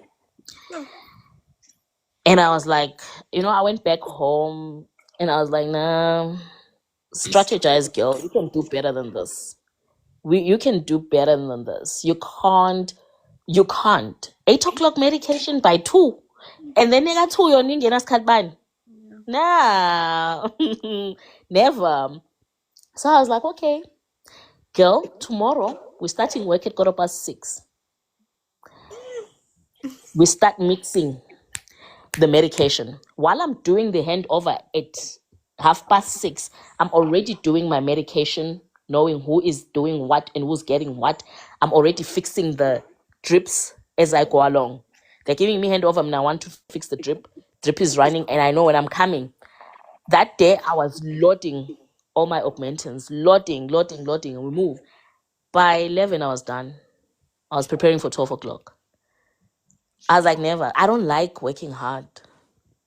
I don't allow struggle to find me. I need to find a way that is shorter, a way that is better for me and my mental health. Yeah. Because Uzoshona, you will die because you wanna do things. Work smart. Sit down, and if it means putting an extra hour to your work, put that extra hour. It's for the patient. And I know that when we go into clinical nursing, we always say, yeah, oh, bani, I want to show this matron, I want to show this unit manager. At the end of the day, it's Senk Uzobuyuan. Senk is our judgment day. You'll be alone, trust me. You will wish that you could have put in that extra hour or that extra 30 minutes because you'll be all by yourself. And I think for me, I've always been so scared of Senk, like, I don't know, like I'm scared of going to hell. And That's I the want same to level say of that fear. on what you are saying, there was an old lady that I used to work with. You know what she used to say to me when I Mm, would complain about my colleagues who are being delinquents? Sometimes when you are working in one facility or in one mm, room, and then ozanele bazi delinquent, but when you are a hard worker, sometimes even you get demoralized, right? To say, ozanele, they are behaving this way, and then there's me who's always like putting in an extra hour and whatever. There's a nurse who used to say to me, she's very old. She used to say, "You, this is not a group work. You came here alone. mm, You are here to acquire experience for yourself." She would say to me, Zanele, mm. this is not the end for Yeah. you. This facility that you are working in is not the end for you. You're still going very far. And if you don't teach yourself things now, here, Mm, mm, people will look at you and think, mm, "Uloye nukhulele phi?" I'm coming back to mm. this thing that you are saying, that Yeah. often we tend to say, oh, ngizomtshengisa matron, I will show matron. Matron is going on pension Mm, very soon, mm, and she's gonna leave you in the profession. Like, what would you have benefited out of all that scenario? Do mm. you Yeah. and do it for yourself and your patients. That's it. And that's the thing, I think that's the same principle that I even applied when I was doing undergrad nursing. In nursing, we get the bully lecturers and we get the kind lecturers. I used to say to most of my classmates that, guys, these people are doctors and professors. That's what we want. If we need to succumb right now, we need to. Because you're gonna fight them till when you don't even have one degree under your name, nothing, not even one NQF. You have an NQF level 4. When they're at NQF level 10 and showing you miracles, Yeah. sometimes you just have to, look at your journey and pursue what you need to pursue so that you can get to where you're going. And the journey is not gonna be easy. It's gonna be tough. There's gonna be hurdles. There's gonna be stops. Sometimes there's gonna be a stop that will make you feel like you're dead. There's no moving back from this, but you will come back because your journey will continue. As long as you're still breathing, the journey needs to continue. So I think that is one thing. I dedicated myself. I used myself as therapy because I knew how much I'm in need to the patient's life. And I feel like that moment for me was, I think, let me go back to midwifery. Midwifery taught me the face of God. I saw God in midwifery. And after midwifery, I started seeing God everywhere. And I started learning. And this is where I bumped into this verse. I even wrote it down today. Matthew 5, verse 31 to 46. It talks about on Judgment Day, God is going to divide the sheep and the goats, the good and the bad. And then he's going to call the good. And then he will say to them, you fed me. When I asked for food, you fed me. When I asked for clothes, you clothed me. When I asked for, um, it, but then they'll say to God, how did you see us? When did we do all those things? And he will say to them that when you give people that are in need, those people that need shelter, those people that need food, you would have given to me. Yeah. And that has been my principle in nursing, that I'm not nursing people. I'm nursing people of God. I'm nursing God because God lives in each and every one of us. And I always said, if anyone that knows me that worked in Bara, they'll always tell you that I was always saying, my blessings come from my patience. My journey blessings come from the prayers that my patients gave to me because I understood the principle of spirituality. The moment a patient gets admitted in the hospital, they call upon God. They see death. I think that's one thing that we take for granted as nurses. No matter the headache, no matter the laceration, it might look like 10 centimeters to you, but it is 100 centimeters to a patient. The patient is seeing death. The patient sees blood, they see death. The patient sees blood, they see, I'm gonna die. The patient hears theater, they are dying.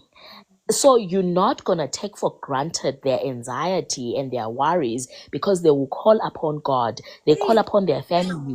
They say, family, pray for me. I'm going into theater. I'm getting operated. I might not come out of it alive. They don't have the understanding of science that we do, that no, this is just what's the propofol, we're gonna reverse it. No, they don't. They think they're gonna Like die. So getting respect for ECG, that. don't worry. They don't understand all of They that. have to be, a patient has a right to be worried. A patient has a right to ask you questions because they did not do nursing, they did not do medicine, they did not do radiology, they don't know these things. So you need to allay them. They are not in their house, they don't have their fridge and their food. You need to give them their food. When they ask for water, give them water. They don't have their fridge access to you. So do not frustrate the poor person because this person is praying to a living God. Hey, Sana. This person is ancestors. Wena uzophuma laphaya ucabanga iBMW yakho yongena kuyo, ngiyakutshela. The ancestors are following you to show you miracles because you troubled their person. Guys, yeah. Yes, like That is as where your you're blessing talking, lies. I The literally, things that you do to your patients. yeah, yeah, Sana. Yeah, you are calling us The out. things you do to your patients. If there is any powerful prayer, if there's any powerful prayer, it's a prayer that people make for you. Your prayer that you make to God, trust me, God already knows your heart. He knows what you desire. But the prayer that other people make on your behalf is more powerful than the prayer that you make for yourself. When the energy unites in the universe for your name, the blessings just flow. People will think that unenyoga. No, you walk with well wishes. Your paths, even if they are challenging, but they never crush you Yeah. because Hey, you have a pool of people saying, I met this nurse one day and this nurse, I will never forget her. yeah. That is what makes you successful. That is what makes you progress, because trust me, a sick person is so vulnerable. Yeah. You don't want to mess with that person. You don't want to mess with someone that is so sick that tomorrow uzomthola shonile and you can't even ask for forgiveness. Sure. And you treated them badly. In what thing? So in nursing, you need to see God in people. They say when you see God in people, that's Ubuntu. Yeah. But when you see a person as a person, you're just seeing people. In nursing, you need to see God in people. If you can't look at a person and see God, then you need to go back and revise yourself and ask yourself, what am I missing? Even now as an educator, trust me, I pray for my students. I literally see God in them. I want to see God in them. I see a lot of potential. I want to tap into that. They're now my clients. They're no longer, I don't have patients anymore. My patients are my students. Yeah. So I want to make sure that when they walk into those doors to say, I am coming to obtain this nursing degree, I am part of that possibility that will make them chase their dreams, because they prayed for that application. They prayed for them to be there, to go into nursing school, to achieve what they achieve. Sure. They invited God into that course. So I need to make sure that we enhance this whole spiritual journey together, that their prayers are answered through me. We are the custodians of people's prayers. We carry people's prayers. So why not fulfill people's prayers? Why not smile? Be happy. Just be happy. Nobody forced you here. Mina, I'll be, trust me, if there's one thing that I could do that is so selfish, now there's days that I'll be absent because I'm not okay mentally. I don't want it. I don't want to go to work. It is what it is. I'm not going to be functional on that day. And I know myself. When I go to work, I want to show up. Yeah. I want to enjoy myself. I wanna be that girl, you know? And what used to annoy me sometimes, even in the hospital, most patients used to think that I'm a doctor. And I thought, a doctor's this kind. So we spend 12 hours with a patient and we are failing to give these patients grand treatment. We are failing. And trust me, I work in the harshest conditions. Bara is not child's play. It is not. I resigned because of burnout. I left without a job because of burnout. Because it showed me flames. At some point, Bara showed me flames. And I'm like, I'm done. I'm not coming back here. I'm good. I was like, God, remove me from this mess. You will provide. Yeah, but there was a day that I was like, God will provide. Resignation letter. And did God not provide? Always does. I'm telling you, I was so burnt out. I would literally sit on my bed and cry. Cry. Cry my tears, eyeballs out, and can't even go to work. I And I love didn't even know. I love that you are flagging that, right? Because that's also a reality of nursing. And as much Mm, as we love it so much, we also mm, acknowledge that it has this component of it that sometimes true. you remind me when I was in my last days of Department of Health. When I realized that I'm done, like I'm out, it was Mm, when I would mm. send a message in the morning. I wake up, it's time for me to take a bath. Yes. But instead of me getting out of my bed, I send a message and say, I'm sick. Yet I'm not sick. Yes. Nessie, you are better. Do you know what I did? I'll wake up, bath, put on my scrubs, put on my shoes, sit on the bed. I'll cry, ne? After crying, I now have the bravery. I call them. I'm like, I'm not coming. I'm not feeling well. I take off my scrubs. I go back to bed. I sleep the whole day. Done. Yeah. I'm telling you. That's what I used to do. And I knew at some point, I remember I sat at the toilet at work. I think that's when it hit me that I need to resign. I sat and I looked at my life and I'm like, what do I want for myself? Is this what I really, really want? Wait, I And wanna in my know what head, year is this now since you've been at Para? Like when do you get bent out? 2021, So how many years have you been there? 2017 till 2021. I left 2021 in February. I was like, I'm done. Yeah, I think that's I'm done. the 5 year mark. Yeah, 5 year mark is tough, guys. Yeah. And that moment, I was like to myself, when I went into Bara, I was like, by 2021, I need to leave. I saw with Hyman, I'm not getting a job. I'm leaving without a job. Akira, I said by 2021, I'm leaving. I Yeah. am leaving because I'm going to die in the toilet. I'm going to die. Bese kunalento ethi, sometimes I'll go to the toilet and cry. So I'll literally go to the toilet and cry. Then come out, wipe my tears, come out looking strong. Let's work. So I was like, nah, I'm done. I even remember when I put my resignation, my matron was like, where did you get the job? I'm like, I didn't. Hambazo, what are you gonna do? I'm like, I'm gonna sit at home. Hey, bro. Hey. I'm like, yo, nobody's paying my bills again. I'll Uti, take it home. you used to wake up, take a bath, wear your scrubs, sit down, cry, then send Hmm. a text. Yeah. Go back to bed. Mina, I used to bath ke sana. When I at least to sempeten, ungazusho ukuthi mhlawumbe nobuthongo, you sleepy. Me, sleep no. I bath. So I was like, okay, I'm done. Like I was so done. And I remember saying to God, you have brought me into nursing and I believe you should protect me. Mm. But I'm not, this is not healthy. I'm leaving. I'm trusting in you. I am not using my human understanding right now. I am trusting you with everything that I have. That job for me will come. Do you know? I don't even know where I got that bravery. I said the job will come. Sure. The job came the first week I was sitting at home.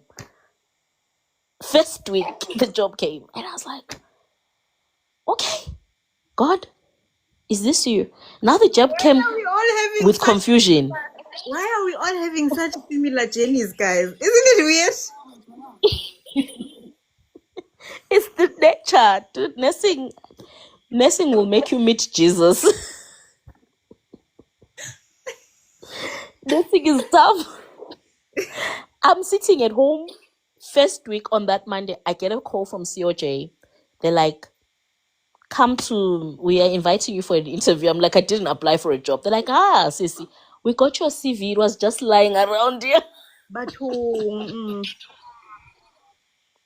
I'm like, my CV was just lying around. Okay.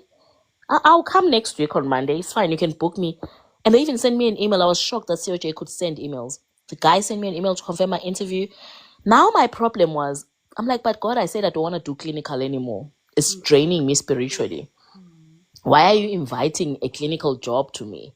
mm. Can by Friday, may I, if I don't get anything by Friday, if nothing happens, if you don't show me a sign by Friday, on Monday I'm going for the interview at COJ and I'm going to take the clinical job. Mm. Friday morning, a research company calls me. They're like, we got an offer for you. Actually, they interviewed me the previous year. Okay. And then the HR person resigned that year. So they were hiring an HR person. That's why they delayed to tell me that I got the job. Okay. So they're like, no, here is your offer. When do you want to start? I'm like, this is God. Now this is the battle where the challenge comes in. You know, where when you walk with God, nobody can sway you. It was a 6 months contract. Mm. And I was like, no, I've always wanted to see what happens in research nursing. I'm gonna take this offer.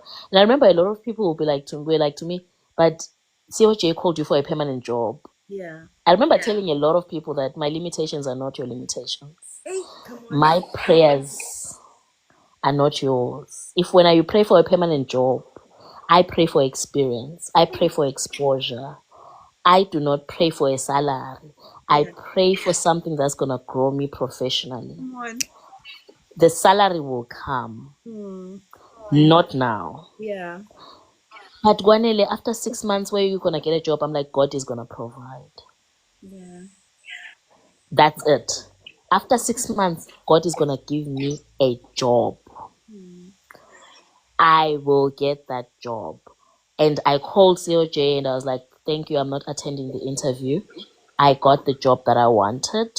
And then this guy is like to me, where? I tell him, I'm like, it's a 6 months contract. He's like, are you sure? I'm like, I'm very much sure. I can't wait. I'm excited. I'm going in. Mm. This is what I've always wanted. This experience, I've always wanted it. Did this experience not teach me the things that I'm using now? This experience taught me ethics. It taught me how to protect documents. It taught me how to, a lot. It taught me statistics. It taught me apps Mm. in a space of 6 months. I didn't even finish 6 months. On the fifth month, I got a job. Sure. A Is job that I this didn't is even. this clinical research? Is it clinical research? Mm. Okay. It's clinical research, but I was working from home. So I was collecting data from home. So I was doing phone calls Yeah. at home, chilling at home. Mm. Um, dude, I that was the best time of my life. I was always at the mall every day, chowing my money. So it was like, what? And I felt like God wanted me to rest for that 5 months period because I've been through a lot in nursing. I think He wanted me to rest. He wanted me to, like, take a rest, relax, and see. I want you to be on a clear mind when you take on this next journey so that you make better decisions and God direct your ways. Ne? Come on. The next job, I applied for it jokingly. It was so funny because that same week I was looking for houses in Ruriport. Like I was just like, let me just, we always shop for those 10 million rent houses that we don't afford. Mm. I'm that person. I shop for things that I don't afford, and one day, trust me, I end up affording it. I don't even know how. Mm. I don't have fear of going into an expensive shop and just touching those things and engaging with them and be like, I like it. I like it. I like, can I see your Jaguar F Pace?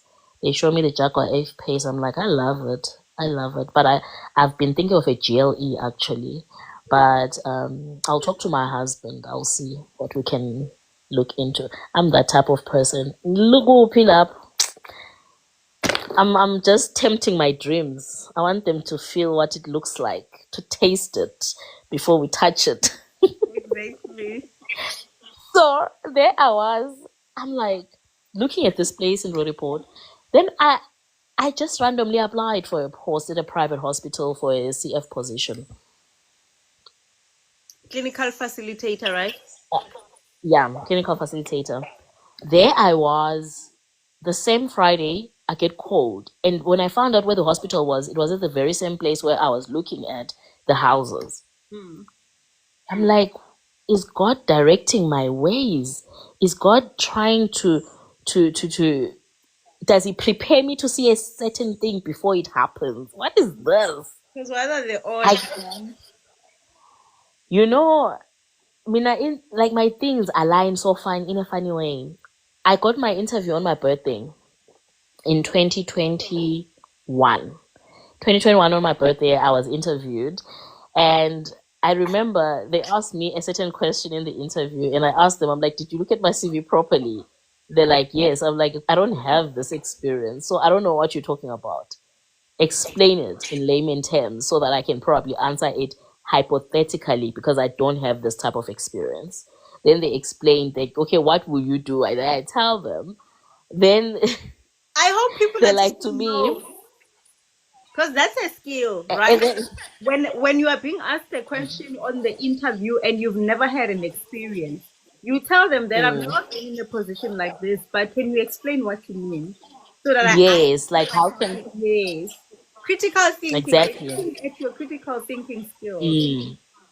So they tell me, and I tell them, I'm like, oh, I think I would do this and this and this and this. That's what's was gonna be required of me. So then they like to me, okay.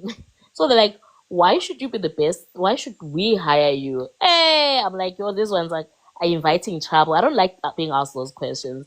And I remember that moment. I even said, like, first of all, you're gonna hire me because it's my birthday, and you did not offer me water, and I've been sitting here for an hour and talking. And second of all, what you gonna do? The thing is, I'm here. I showed up. You should hire me. At the end of the day, I don't even know who you're gonna interview after me because I was the first person to be interviewed. I was like, I don't know who I'm competing with. I believe that the fact that I was interviewed, I was called for this interview. I'm the candidate.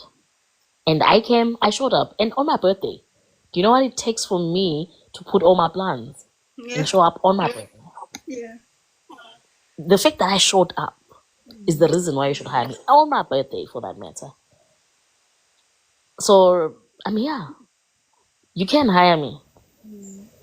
And then they like at 4 o'clock that same day, they're like, please come and take your fingerprints Sure. tomorrow in the morning. I'm like, me, my finger, what? Okay, I'm on my way. I get there, I'm taking my fingerprints. They're still interviewing. My Wow. heart. I'm like, how? They're still interviewing for the same job. No, this is not right. Aye, this is not right. I remember I sat with myself and I asked myself, it was around July, August, mid August, I get a call from HR. They're like, Kwanele, we've been waiting for you to sign the offer. Haven't you seen it? Are you going to sign it or you don't want to sign it? I'm like, what offer? They're like, we sent you a job offer in July, end of July. Sure. We're waiting for you to sign. I'm like, you lie. I'm like, I got the job. They're like, yes. I go to my spam. I'm the person that checks everything. My spam, my emails. That I think I completed 2 weeks without checking my emails, my spam. And I'm like, so I got the job. Did I not resign? Ooh, like what? I got the job. And now my anxiety starts now. I'm like, okay, God, I've never been a clinical facilitator before. I've never worked in private. I used to think so highly of private. I'm like, what am I going to teach these people? Private probably is this big machinery. Oh, with my small experience from public of improvising, Pela, we improvise in public. Yo, the things I've done, I'm embarrassed. The Viva things I've quality care. the improvisations I've done in public, I'm so embarrassed to even say because I've improvised in my life. And I'm sitting there, I'm like, what am I going to teach these people that have so much resources? What am I going to say to them? How am I going to guide them? How am I going to hold their hands? But anyway, let me just go for it. You say you will never take me where you're not going to support me, where you're not going to protect me. Your grace shall lead. I'm going to put you first. Let's see how it works. Hey, I go in, Sana. This hospital has always had 2 CFs. I'm alone. The CF that has been there left 2 months ago. There's no one to even orientate me. I had to go from hospital to hospital to get orientated to be a CF. I took all the other CF's information and I was like, I'm going to CF myself. I will see what works for me and I will CF. How? I don't know. Do you know that I worked in that hospital? I clinical facilitated the whole hospital by myself. I don't know, I was working with God or I was working with what, but I don't know. I really don't know. And I remember 6 months later, that's when the opportunity of going to a nursing college came in. And did God not place me at a brand new nursing college? Of the same hospital brand, Kanen. No, a different one. Okay. But also private, ne? Text me. Yes, also private. Nursing college is new, fresh out of the box, still working on its accreditation. Pela, remember when we do nursing education, we design a curriculum during class. We don't know how a curriculum looks like. We don't know how to disseminate a curriculum. We don't know how to liaise with CHE, SAQA, South African Nursing Council. Yazi, we don't know anything. It's a privilege to actually work at a nursing college at that level of accreditation, of being able to understand how the head works. It's such a privilege. And God said, I'm going to put you in that privilege. And what I noticed post my journey after public, I've been working alone. I've never had colleagues. I was all by myself. And I remember when I left at the research company, I got a colleague the last month. Then I left the following month. When I left at private, the following month they had 2 clinical facilitators. Nahan. And I'm like, Haibo, so I mean I'm not supposed to have a colleague. I get to the nursing college, same thing happens. I had a colleague, I think for 2 months. They deployed my colleague to a hospital. I was alone again. Do I you know what worked is it alone. giving? Huh? Do you know what is it giving? It's giving Mm, days in the wilderness. yes. I think yo I think if there's anything that the friends that I have in my circle, the people that I know, they worked with me throughout most of this because clinical facilitation I didn't know. I had to call people that I knew. Then they would help me with certain things, and then I had to learn. I'm such a teacher, but I'm a learner. If there's anything that I have, I love learning. I will learn. I will humble myself to the point of learning. I will learn until I master it. Then I teach others. Then we move, and then I learn again when I go. I keep on learning. And I remember when I started at the college, I was like, yo, God, do I really know education? But girl has confidence. I know this. And my interview for that education post was 10 minutes. It was 10 good minutes. They asked me, tell us about yourself.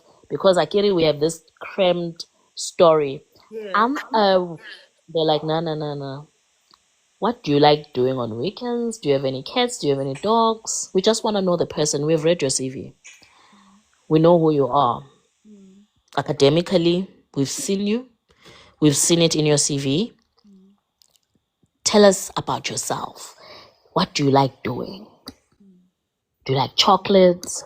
I was like, now go. Okay. What is this interview about now? I'm telling you. And then they asked me, like, so if you join us, what is it that is your passion? What will you love to do? Because we are a very brand new college. We haven't started as yet. So we want people that are coming in to give us that vavavoom. Yeah. I tell them, I put it there. I love simulation. I love this, this. They're like, okay, cool. It was nice knowing you. We'll get back to you tomorrow. Hi, boo.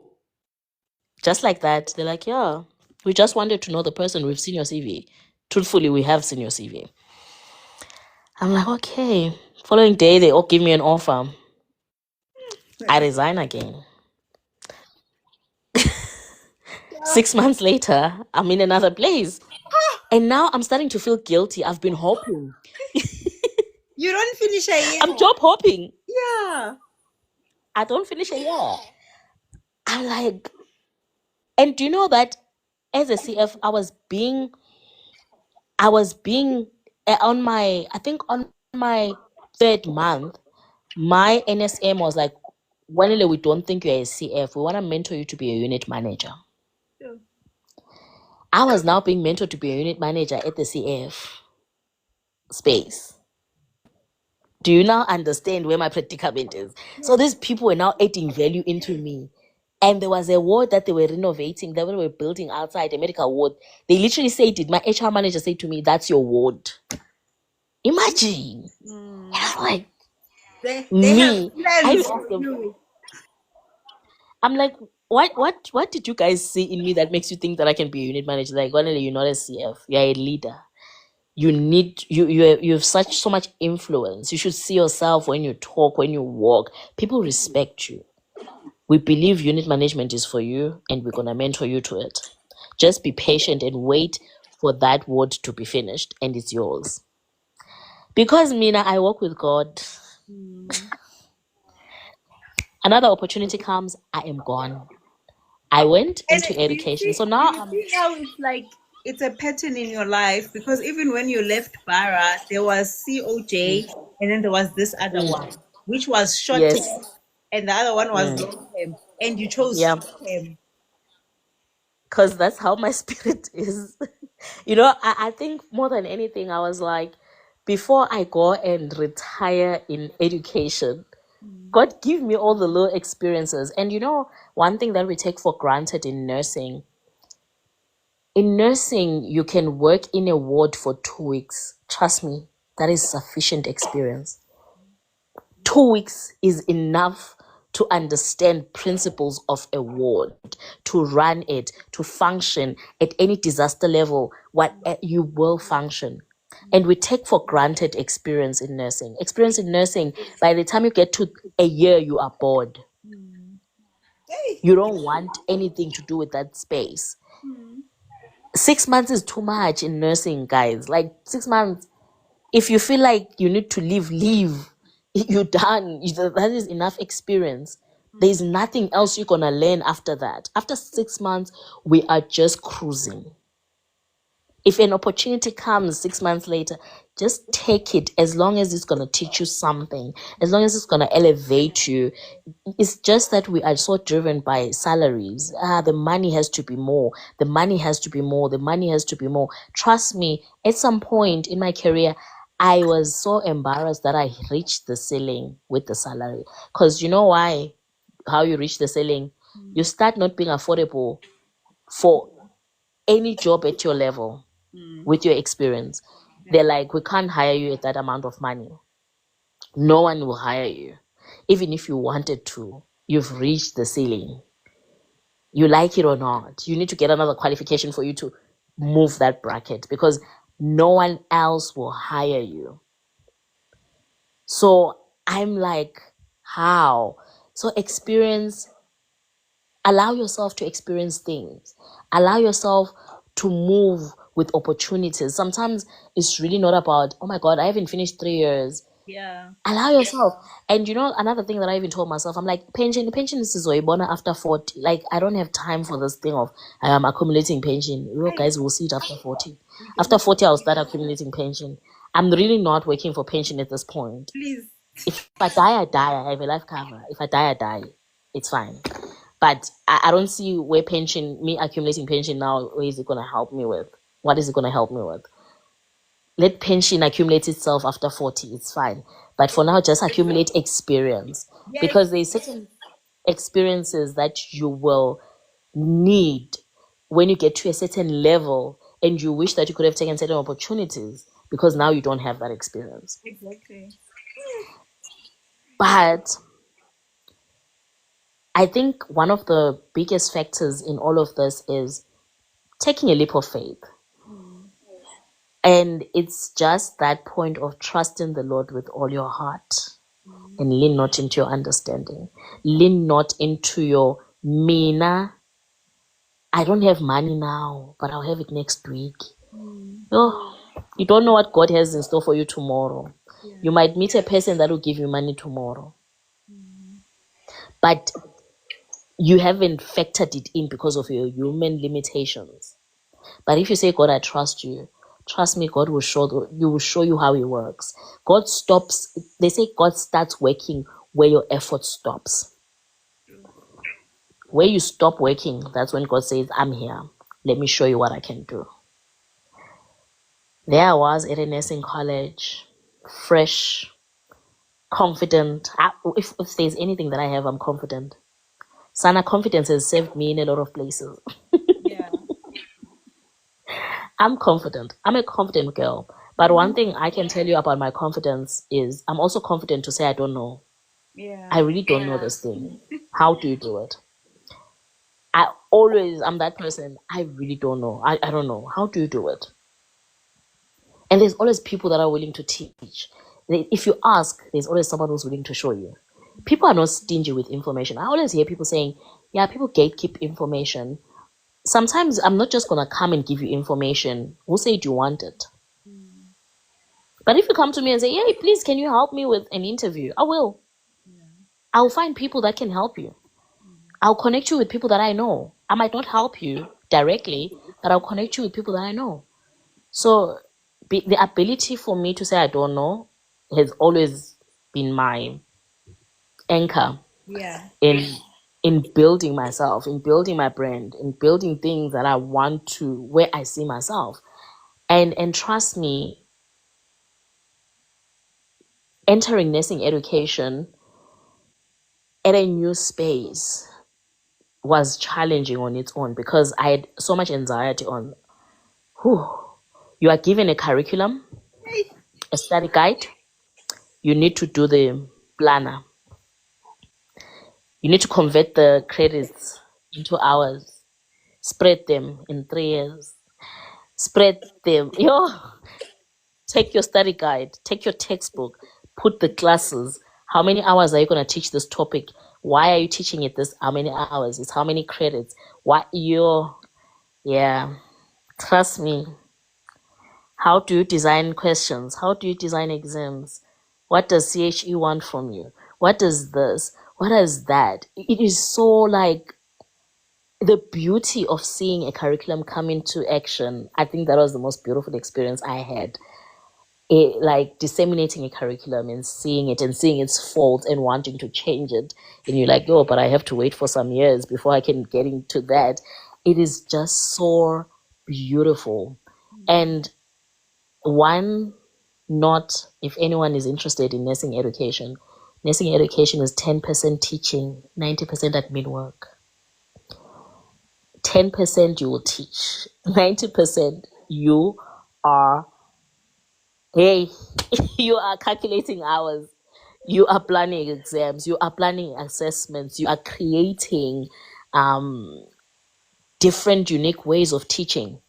You are not just, you don't just teach these kids, 2000, are not people that you just go and teach. Mm. You need to be relevant with them. You need to you need to be up to date. You can't just go and teach. You Mm. can't just walk into class and say, "Yeah, today I'm gonna teach. I'm gonna read the slides." Forget it. Mm. Read what slides? There is something, You will teach them. my friend, there's something that you are leaving behind, and that is some of the qualification you have Mm, been doing along the way as you are moving to these different positions. mm. Yeah. Ooh, I did a marathon.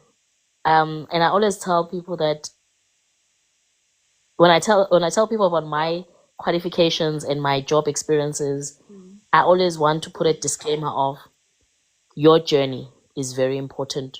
Yeah. It's very unique to you. Mm.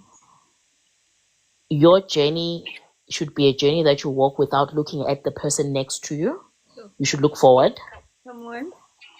The person who's in front of you should inspire you to get to the line that they've crossed. Yeah. Sometimes it's not about passing them, it's about passing where they've crossed to. Yeah. It's not a competition. Yeah. It's you competing with yourself. It's you becoming better than who you were yesterday, who you were at 8 o'clock in the morning, Mm. who you were 5 hours ago. Because from the moment you woke up today, you've grown. Yeah. You need to understand that growth is not about next year on your birthday. It's Mm. about today in the morning. You're not the same person that you are now. Mm. You've grown. So, and I want to always emphasize that I didn't do it alone. I did it with God. I did it with family. I did it with friends. I did it with a circle of people, circle of academics. Some I met during that time, some, and we never met again. Mm. Hence, I now understand that some people, every person is put into your life for a reason, Yes. to lift you up or to hold your hand throughout your journey. Mm. And when the journey ends, they leave. Not this culture of, oh, Banbani cut me off when they got successful. No, no, no, no, Mm. no. Yeah. The journey that you had with that person It came to an end. has come to an end, Mm. and you need to accept it and you need to move on. There's certain relationships that are not meant to last a lifetime. Mm. There's certain relationships that are meant to last a lifetime. And that's the journey of success. We meet people along the way, we dispose of people along the way, we disappoint people along the way, but we move at the end of the day. So when I finished in 2016, I think I finished my first degree in 2016, which was a Bacularis Curationis. The BK, the way I was bullied for that BK, we'll talk about the bullying some other time. The BK. In 2016, and then ComServed in 2017. Then in 2018, I registered for a BK Ed Admin in community nursing science. I wanted to do advanced midwifery, but because God had other plans, I actually wanted to do PT dip in nursing education. One of my lecturers was like, the BK degrees is being it's coming to an end. It's being seized off. Yeah. You rather do a BK so that you have education and admin. Because one day when you want to be a principal, you will not be a principal of a college because you don't have management. Okay. Remember, management has an element of HR too. Yeah. So with the BK, you're gonna learn HR and all those things. So take the BK degree. So you're only gonna do it for 2 years because you have community nursing science from your BK degree. So you just do the education and management for 2 years, and then you come out and go do your masters. Beautiful offer for me, and I'm like, yeah. And that's another thing that when I got back, as much as I loved midwifery, I didn't like the idea of being called an advanced midwife. I know it's a beautiful thing to have a clinical specialty, but I didn't understand the hype because a lot of people hyped it. Like, I'm a clinical this, I'm a clinical. And I knew all of us have our things. I knew there that it did not speak to me. I didn't feel appetizing that, yeah, I'm an advanced midwife.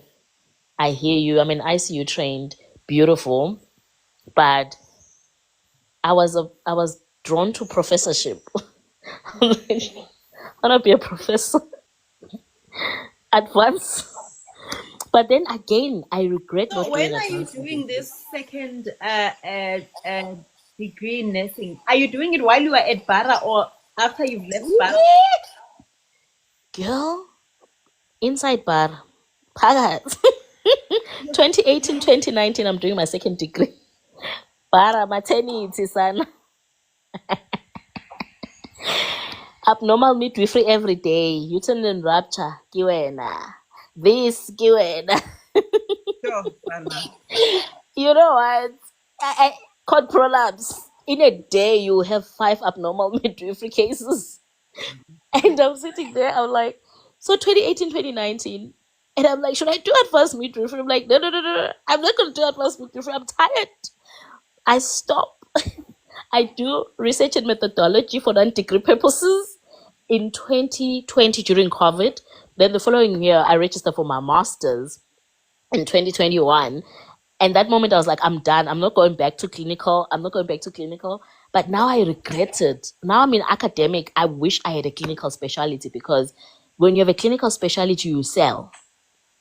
You are wanted. You are needed. You are a commodity. You can pick and choose any job if you have a clinical specialty. Any clinical specialty? Yeah, Okay. most of them, like your especially advanced midwifery, theater tech. Most people that have theater tech don't even want to be educators. But I know that if you have theater tech and you have a master's, you have education, you'll be needed anywhere and everywhere. Because remember, we recalculated. So now most institutions are starting all over in applying for these PG dips. Yeah. So when you have a specialty, you are able to help them to design their curriculum. Yeah. And also remember, we submit names at Sank. So that gives the that push that in Sank that, oh, you have resources to actually teach this course. So that's why they want people that are specialized more, because when they see you, they see a PG dip. They're like, oh, this one is going to give us PG dip in org health. This one is going to give us PG dip in data tech. So now Okay. we can apply it then. That's why it's such a thing now. So I left it and I was like, you know what? I'm not gonna do advanced midwifery. And that moment, you know what I was doing? I was doing my 2018, 2019, 2020, 2021. I was mentored from 2018 to be a lecturer. So I worked as a preceptor and a part-time lecturer at UJ. This So is you can imagine 2018, 19, 2020, 2021. and in terms of like your actual job, which job are you in now? Are you the clinical facilitator in that private institution? No, I'm at Bara. So during my time at, yes, during Multitasker Sana. I mean, I was working 28 days a week, 28 days a month. Me. Yep, 28 days a month. So me. I was on my off days at Preceptum, accompany students for community nursing science, accompany students for psychiatry nursing. I taught communication in nursing. I taught psychiatry in nursing. And I've taught first years, fourth years, and second years. Yeah. Um, yeah. And did I tell you that because my spirit works with God, I failed on my fourth year. I failed community exam.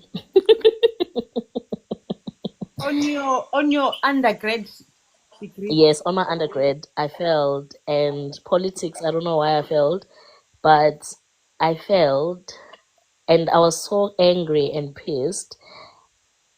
And at some point, I had to pick myself up and say, you know what, UJ is kind of like has the cheapest fees. I think I have to go back to UJ. And the same module I failed, I was assessing it in 2018. Hey, God. I was being paid for it to assess and teach it and accompany students for it. That's how God works, you know.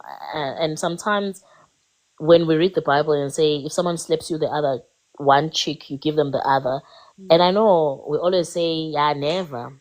Yeah. Sometimes it helps because I'm thinking if I fought during that time when I failed, what type of reputation would I have had? Because I didn't find it necessary for me to fight because I know my abilities. But what come back is that the module that you felt a practical, Come on. you are going to be teaching students, you're going to be accompanying students, you're going to be paid for that module. That's when we say God is not a thief. He takes and he replaces Is twice. clinical facilitator the same as Mm. clinical preceptor? Clinical facilitator works in the hospital, Okay. takes care of the nursing. They are the custodians of nursing education in a hospital setting.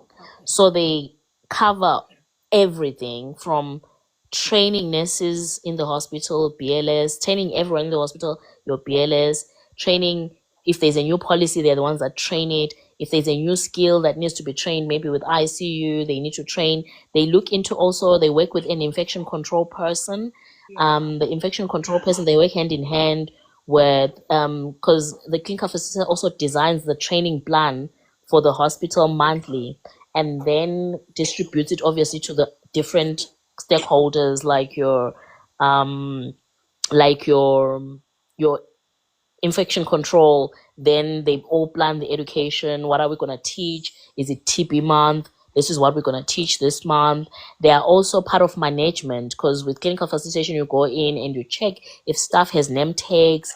Are they writing documents? Are they complying with document what they call it, record keeping, for instance?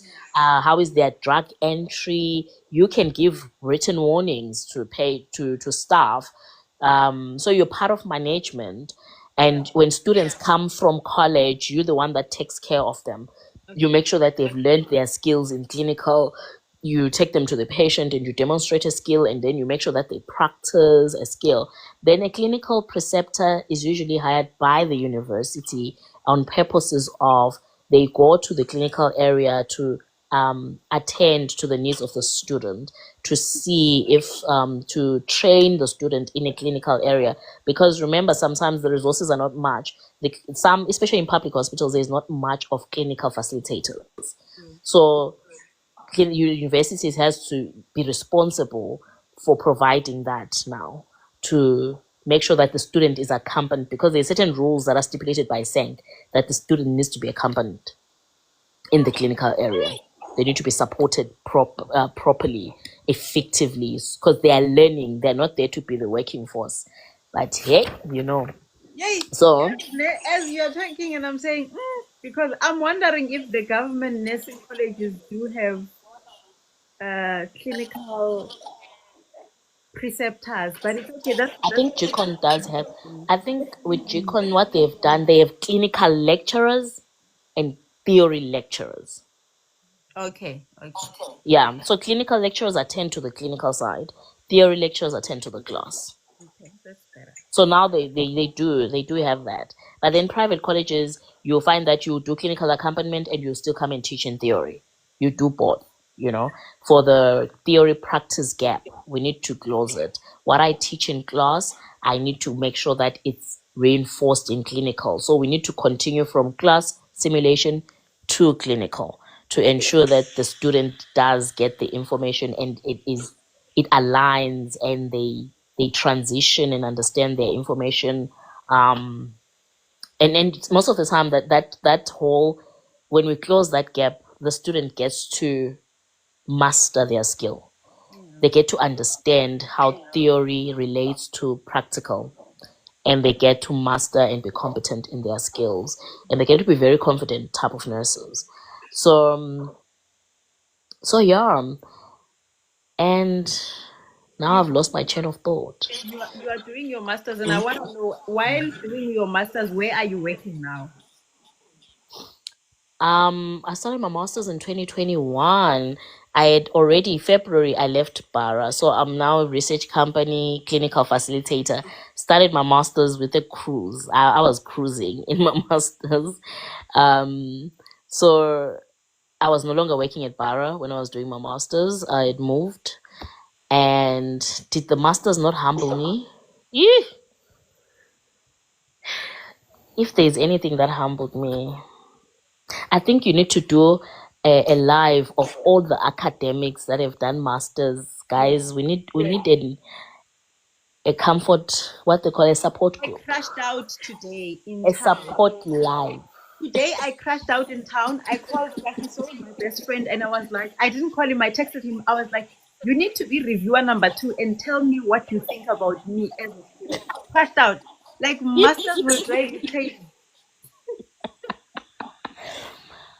If there's anything that taught me that I'm stupid, it was masters. That's the word. I get dumb. Like I knew that I'm stupid. You know, do you know I also confirmed why I can attest to you that I have a level of stupidity. And sometimes you need to bask in it if you want to finish your masters. You need to humble yourself and say you are stupid and cruise freely in your stupidity and allow things to flow, and you will finish your masters. Masters is not for intelligent people. If you're gonna be intelligent, do not register for a master's. If you're gonna think that when your life is gonna go the way you want it to go, leave your master's. Because master's requires you to be very stupid. I was reading my first draft that I submitted now at PhD level. I was like, you were stupid. What were you typing? Like what was I typing? Because I read it and I was like, no, this is not me. Who's this girl? Aligning, even when I look at the pages are not aligned, the spacing is bad. I'm like, what is this? What is this? I'm like, what is this?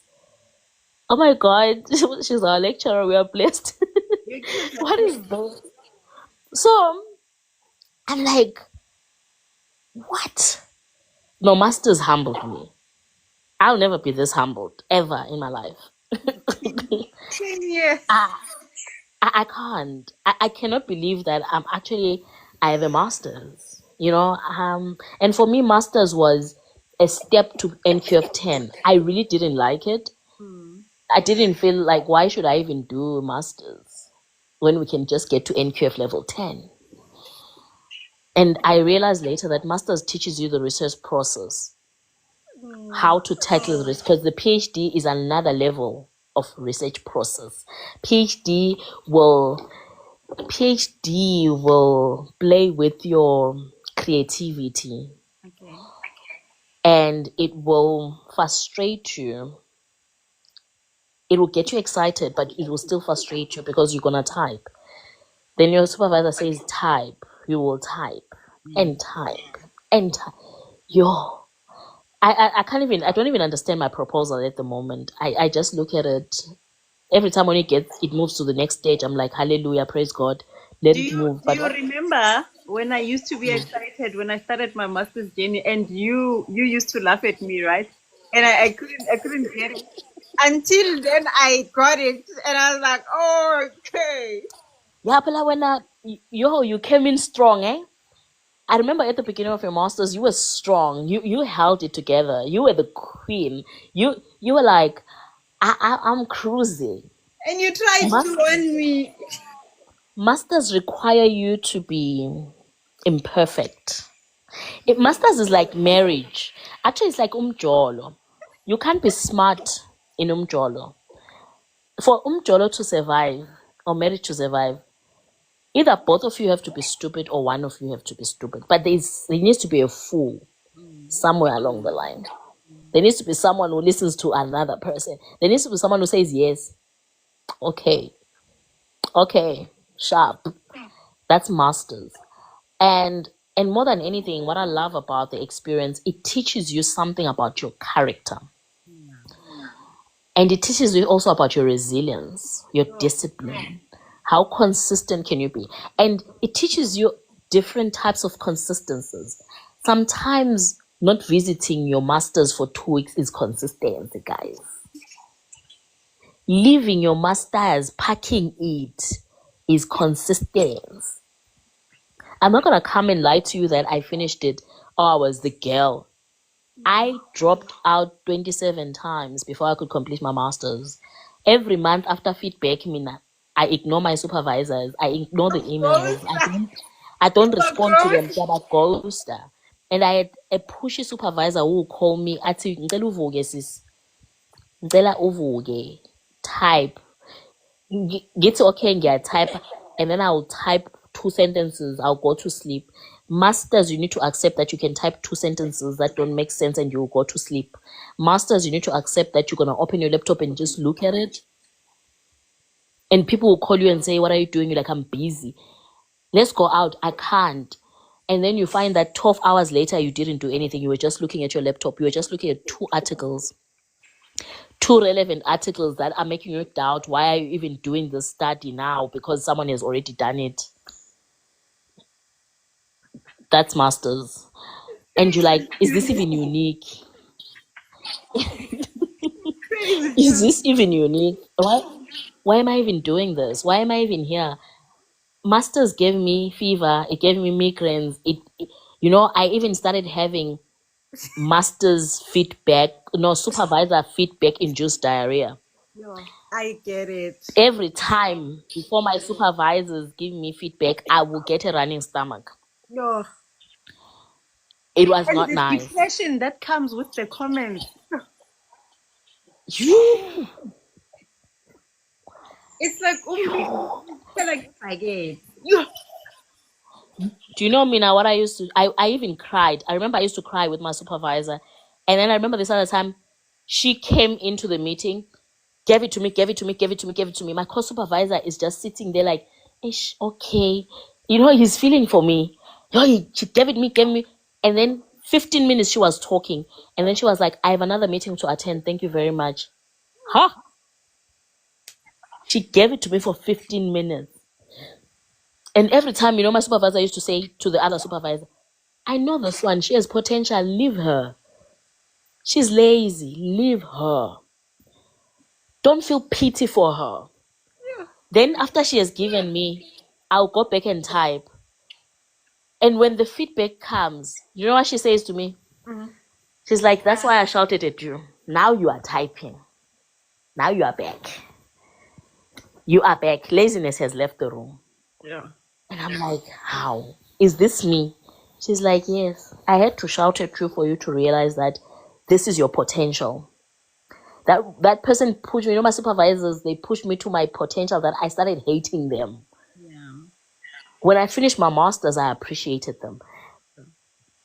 I appreciated them so much. I think the most time that I appreciated them was when my dissertation went into language editing.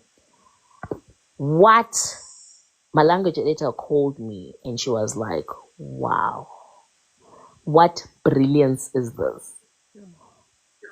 And unfortunately, I have to charge you for proofreading. But I've never, I'm reading your masters and I'm like, what type of a student is this? I was supervised by proofreaders and language editors, son. My masters was clean. From spacing to anything. Yo, You did it at if UG as well. yes, if there's anything that I learned during my masters is the meticulousness of research is not about the quality of articles only. It's not about how you how do I explain it? How you construct your sentences. Sometimes it's about respecting the requirements of 1.5 spacing, 11 font. How do you align? It tells me how much you take your work seriously. Yeah. Till today, even when I look at someone's work, I always ask, did you look at the requirements? Because if you don't look at those requirements, already I'm telling you that you're not taking yourself seriously. And it might look like spacing, it might look like paragraphs. But trust me, if your paragraphs are just everywhere, you will not be able to respect your research work. It starts from the alignment. Once your pages are justified, Mm, your spacing is proper. mm. You're like, trust me, you will even feel good about yourself after doing all those things. And you look at your reference list, And it's the it doesn't small have, things, right? yeah, it Mm, doesn't have, your references doesn't have the other authors have end or no AND and then end or you sign. mm, No, it needs to communicate. If you're choosing a sign, we're mm. going with the sign. Yeah. That's meticulousness. That's neatness. Of like, yo, when I look, every time when I look at my thesis, I'm like, girl, I I think I need us to have the life that you suggested of academics coming in, people who have master's degrees. true. We We need to need to have that. yeah, and have We that. need to have that. I think it is. I want the reason why I want people to understand that whatever you're going through right now, we've all gone through it. Yeah. It's a stage we all pass. Dropping out, I have my best friend. We used to say we'll call each other like, "How is school going?" Even now, we still call each other, "How is school going?" He's like, "Ah, I dropped out, Mona," and I'm like, "Yo, dude, I dropped out last week, but I came back." We keep on dropping. We have this thing of we drop out and we come back. We Mm, drop out and we come back, mm. because you will drop out. Oh, Sana, Eventually, you will finish. mm. You will finish. So, postmasters, trust me, I finished. Where are I you in finished. terms of I was everything like, when you are finishing? at the end of the day, and you know, one thing about finishing my master's, something very personal happened in my life. While I was finishing my master's, Yeah. I was pregnant and I lost a baby. Oh, So I remember I wouldn't have finished this master's. I remember I told myself that now I have a reason not to finish my master's. I'm grieving and I'm like, and I was like, God, I went back to God again. I'm like, why would you want me to experience such a painful thing on the last day of my master's? mm, Because I've asked you throughout this journey that be with me. mm, But why do you want to give me so much pain? mm, Are you testing me? What is it that you want me to go through? mm. Like, I haven't had enough with the masters itself, and now I have to grieve. Yeah. And now I have to try and finish a master's. And I remember something, they always say vision. I remember something say to me, if there's anything that could come out of 2023 that is beautiful, it should be you completing your master's. So, yeah. Because 2023, I almost died. I was in abnormal midwifery case. Yeah. It was hectic. I was dead. I was a girl, I was walking a dead person, preeclampsia, nephrotic syndrome. I had protein plus plus. Even my doctor would just give me blood results and say, analyze them yourself. All of a sudden, I had high sodium levels where I didn't even know where I got them from. So it was a hectic, hectic thing. And now you're trying to finish your master's. And I remember saying to God, this is a journey that I started. Come rain, come thunder. You'll give me the strength. Yes. Even if it means I'll type crying. I'll type crying. And I remember that time I went back to work 3 weeks after giving birth. And and when I went back, my students thought that my baby was in ICU. I didn't tell them that my baby passed. And I walk into class, I taught them for I think a good month. We taught. And then one of the students, this other time we're talking about babies, we're laughing. They're like, ma'am, how is your baby doing? Ah, I'm like, no, baby passed away after a week when she was born. And I remember the way they looked at me, they were like, so you came here every day, showed up, taught us all that you taught us, made jokes, you were grieving. I'm like, yes, but I had to show up for you. I was not gonna cry. And you know what was so funny? I cried every day when I was driving to work. And when I get to work, I have this thing of sitting in my car and I pray and I reflect, I meditate. I always want people to get the best of me. So I gave myself that time. And I always say it's okay. Now they need you. You are called to do this. You need to go and show up for the students. They don't need me weak. They need me to show up 100%. I'll cry when, and you know what was so funny? Every time when I left college, my tears just started streaming down.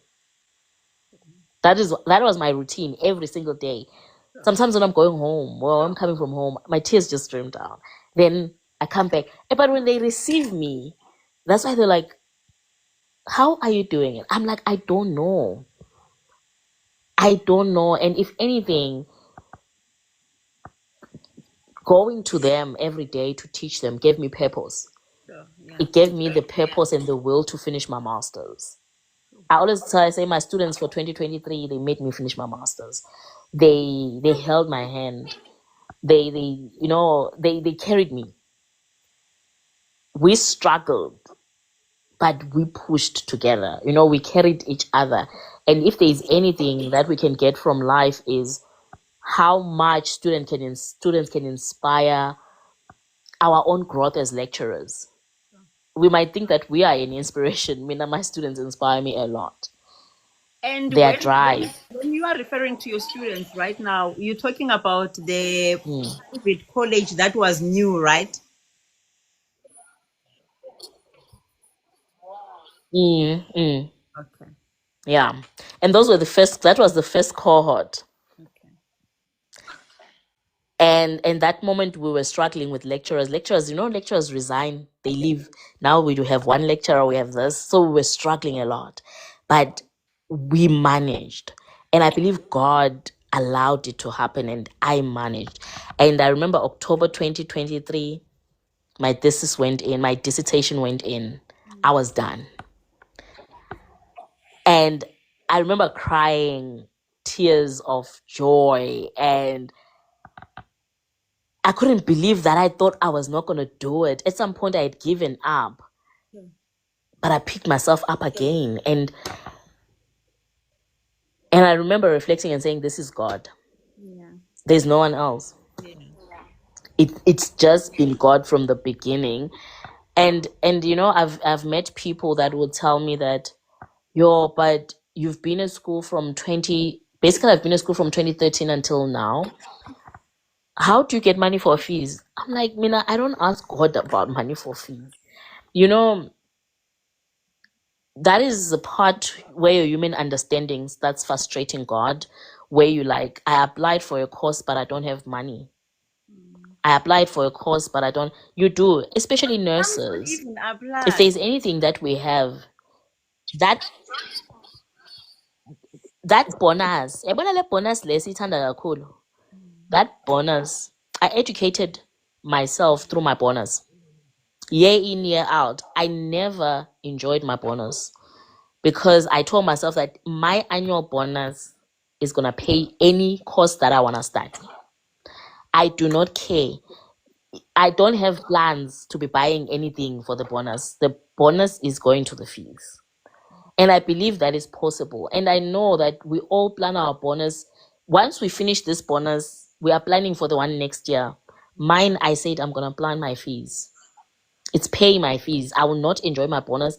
And you know what was so fun? I even said I'm not going to enjoy my bonus until PhD level. That's when I'm going to start enjoying my bonus. Young nurses, Now, talk I to am educating me. myself. Now, I will bonus this thing out. Bonus paid for my fees. And it became a tradition for me that every year I bonus, I pay my fees. Bonus, pay my fees. That's it. That's it. And I know we always say, yeah, education is important. And someone will say, no, but what about the money? Yeah. You can make sacrifices. I'm not gonna be, I'm not gonna get educated forever. I'm not gonna go to school forever. But I think I will. I mean, I will learn until I grow soil in my ears. I think that's the unfortunate curse that I have. But I will always have money to educate myself. I will. I will always have money to educate myself. I'll never compromise when it comes to educating myself.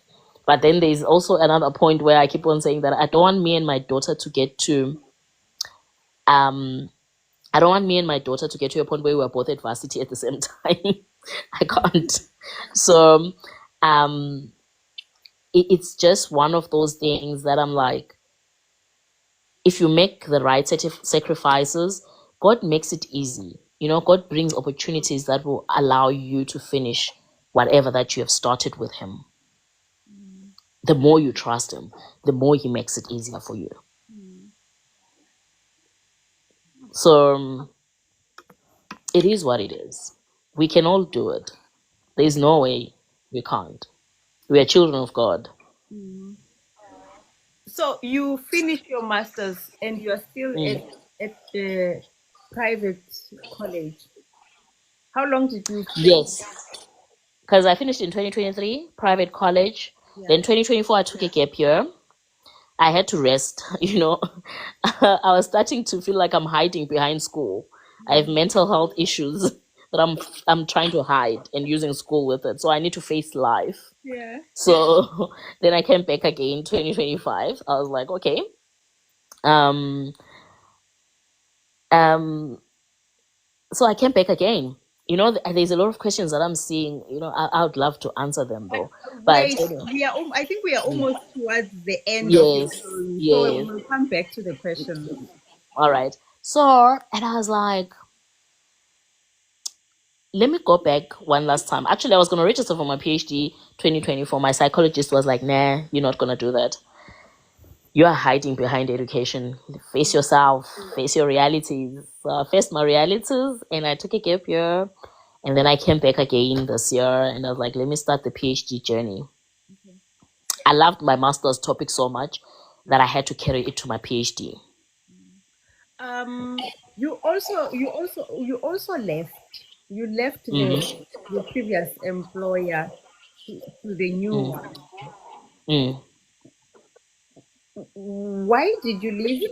Oh, firstly, after how mm. many years did you leave of being with, like, how long were you with them before you could leave them? I was with them for 3 years. Okay. And you know, another funny thing, Mina, my jobs always come at a specific period of time, a specific month. And I prophesy my jobs. I remember when I started the college, I was like, by 2025, my job will be done. Because I thought that they'd already got an accreditation. So from 2022, 3, 4. So I knew by 2024, my diploma nurses will be done. So 2025 is my time to leave. Little did I know that God heard me. Because diploma, we got accreditation only last year and they started this year. And 2025 comes, I got my, what they call it, I got my next opportunity, which means God heard the 3 years. He said, after 3 years, I'll open another door for you. And that's how I ended up leaving. I think more than anything, it was time to leave. Yeah. I had I had put in all my influence, all the hard work. I've poured my love, I've poured my knowledge, and I had to move in for to the next new opportunity. I think for me that this is the first opportunity I've chosen for myself for reasons that are professional growth orientated more than for any other valid reason. You know, I'm an academic. I'm not gonna deny it. I love research. I love anything that has to do with research. I'm a lover of education, and I feel like now I'm in a space where I can explore that, and that gives me more of that and that opportunity to become an academic, to be with academics. I'm telling you, it's the loveliest thing to work with academics, to work with professors and doctors. And it's such an inspiration because inspiration just surrounds you. You're just brushing and walking. You even feel like this title of yours being Miss whoever. You need to push to push to get yourself to the highest levels. So I moved for professional growth, and trust me, it's the best decision I've ever made in my whole career. And I think this is probably my last of career ventures. Other career ventures I'll see in the future. But for my dreams and my aspirations, I think this is where I've always wanted to be. Yeah. But also, this is not the end, it's just the beginning, because there's other newer things that are in my head, you know. I can't put them now across what I really want to venture into. But where I'm at right now is where I feel like this is where I've always wanted. The first time I got my nursing education, Yeah. I was like, this is where I want to be. And all in God's timing, you know. God plans his plans our paths in the way that he wants to. Sometimes he can give you those blessings quicker, sometimes he delays them. And when he's delaying them, most of the time he's preparing your character. When he's denying you, sometimes he's protecting you. What does not touch you does not belong to you. What you missed out, the job you didn't get was not yours. Stop obsessing about it. It was not meant for you. There's this analogy of a bus that was hijacked by these two criminals. They took phones, everything, and then there were these two ladies at the bus stop. They were already late for work, and then the bus stops at the bus stop. The thieves are like, "No, stop!" And then now they start fighting among themselves. Do we open for these two or do we continue? This other one's like, "No, these two are gonna compromise us. Let us continue." And then the other one says, "Bus driver, move the bus." The bus moves. The ladies that were left there were busy shouting and complaining and insulting. Why did you not open the door for us? What they didn't know is that they were protected. I, They were saved from the anguish of the people that were in the bus. Sometimes, even if you see a bus, you don't know what's inside. It might come in the form of a job. You will apply for it. You'll be invited for the interview, but the door will not be opened because God is aligning you with the people that fit your spirit and your growth. He's yeah. aligning you with environments that will make you grow, Yeah. environments where He is present. I always say to God, put me in spaces where I find you, where I meet you when I see people. I don't want to be in spaces where I'm frustrated. I want to be in spaces where I find peace. And do you know where I'm working right now? There's this culture that I've never ever encountered in any other place I've worked. Whether it's a faculty meeting or a department meeting, it starts with a word of prayer. It closes with a word of prayer. There's no training, there is no workshop that does not start with prayer and ends with prayer. Even if we're gonna be arguing, we argue with respect, knowing that God is within us. We That's opened with really Him, fun. we close with Him. And I'm like, yeah, that moment for me, I knew that God brought me here for a reason. There's no way. If we're gonna start with prayer and close with prayer, where in the work of corporate or any other place do you start with prayer and end with a prayer? In a meeting, this is a faculty meeting. We are all sitting with deans. DVC is there. Vice Chancellor is there. You start with the prayer. The Vice Chancellor will even say it himself. Can someone open with a word of prayer? Can we close with a word of prayer? You know, working with people that know God, I don't care ukuthi mhlawumbe ulimenemene, you do things behind the back, but the fact that you put God first, Yeah. the fact that you always reminded that we are here not because of our own doing, because God has allowed, you know, God has allowed everything that is, like we're sitting all here with our careers, all of us in this life. It's because God has allowed us to be where we are in the spaces that He has put us. And there's always purpose in why He has put us in those spaces. It's not in vain. I want So, you like yeah. I don't know what you are doing, but there's just something about this TikTok live. Guys, this live is gonna be on YouTube as well. I'm gonna download it and post it there. I wanted to say those who joined us at 8 o'clock, we started at 8 o'clock until now. And right now, Kwanele tells us that she is a lecturer in one of the South African universities and also a PhD candidate. But if you joined us from the time she started her story, you will remember me asking her when did she decide that she's going to be a lecturer? When did she know?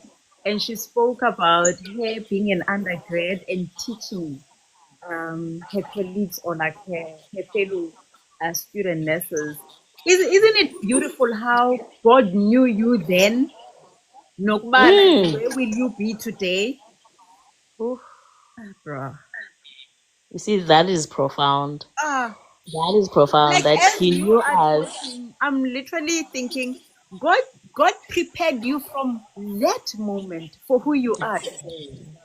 True. Oh my God days. prepares us. I think most of our journeys in life, we are prepared by God. That is why they say, He says, I knew you before you were formed in your mother's womb. Hmm. And there's this other quote that I found that was so interesting that I love, that God knows you so much that in everything that you do, don't doubt yourself because He has factored your imperfections.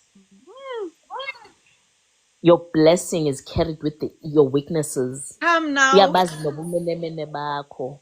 He knows that you're a liar. He Yeah. knows that you're a cheat. He knows, but He's still gonna bless you. Yeah. Oh my He friend. overlooks all the. He has factored in all your imperfections, and He knows where you belong. He will put you. Come on.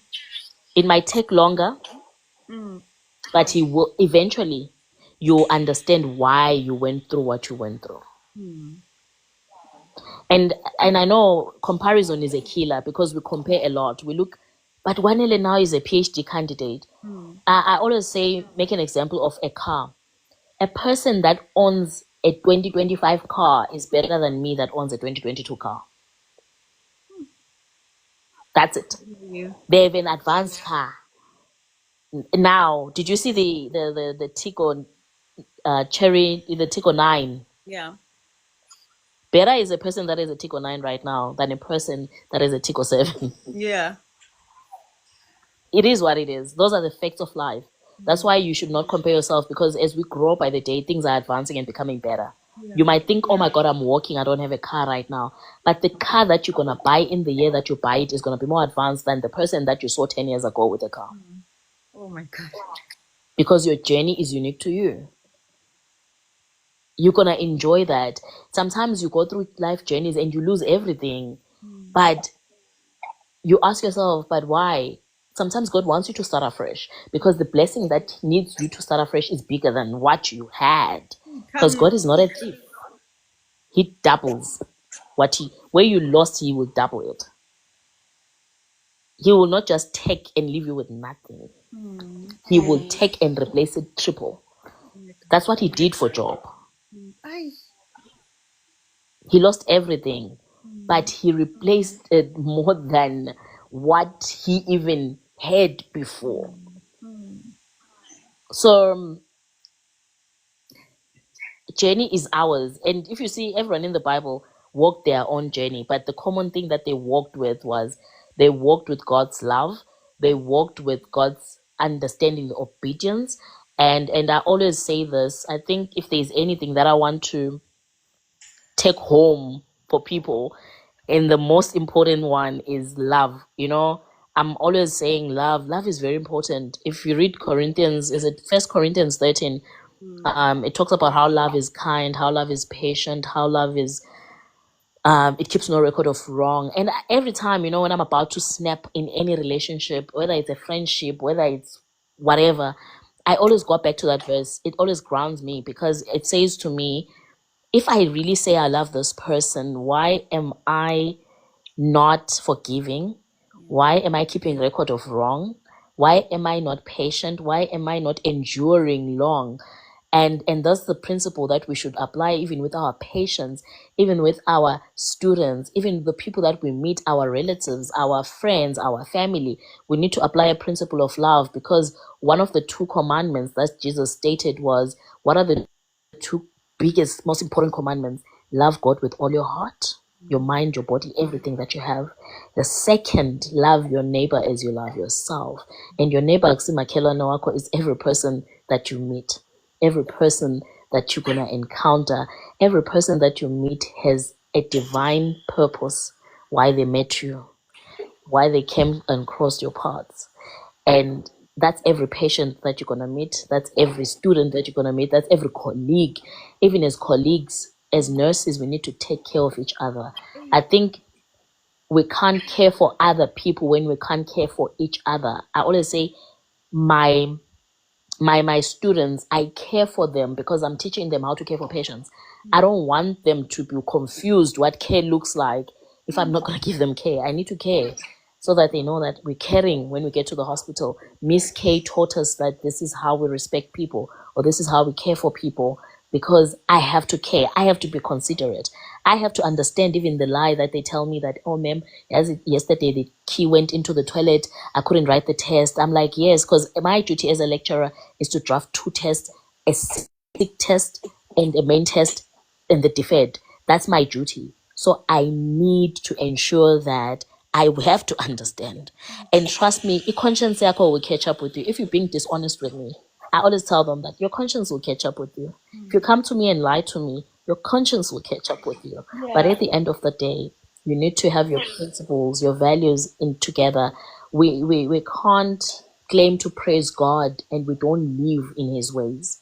We don't practice what we preach. We need to walk the love of God. And that's the foundation. Without the love of God, I don't think there's anything that we can achieve more greater than what you can achieve now. There's nothing. And it's the foundation for everything.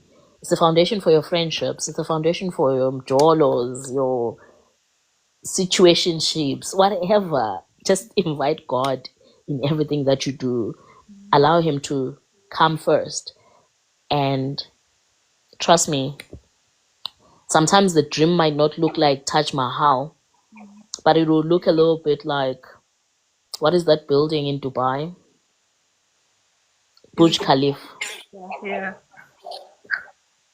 So it might look a little like that, but at the end of the day, it's gonna be greatness because my God is. I always say to people that my God is not a poor God. I cannot be humbled by, yeah, I need to be poor. God is rich. King Solomon was rich. David was rich. There is no one in the Bible who did not have riches. So let us not be also, not be, not be scared to succeed. Success is for the children of God.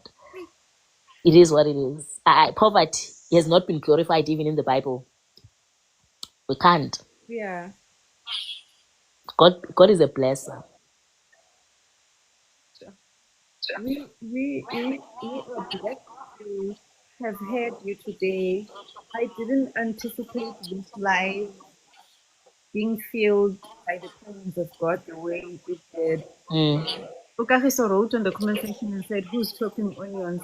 Like there were points and parts where I wanted to sort of cry here, but then I thought you guys would think I won't see, and then, but but what you did, what my made friend, you cry?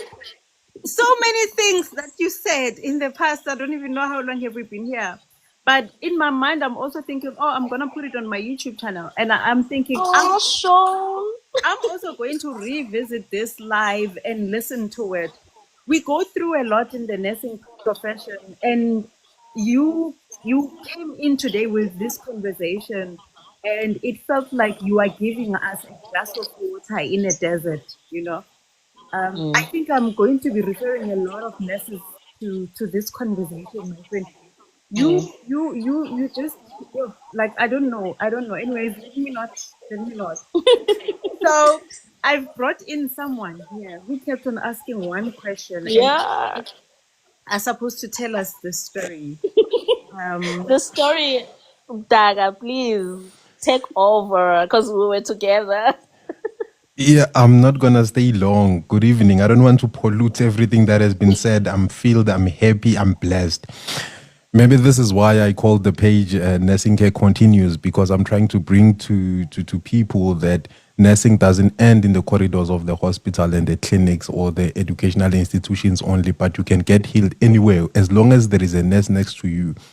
Whether it's 8 o'clock on TikTok with Ness Z and Ness Kwanele, you get healed. Like a lot of people, I think, can attest in this comment section that from listening to your journey, how you got into the nursing and how you managed to maneuver and not give up to where you are today. That is just a beautiful, inspirational a story and a journey that everyone deserves to hear.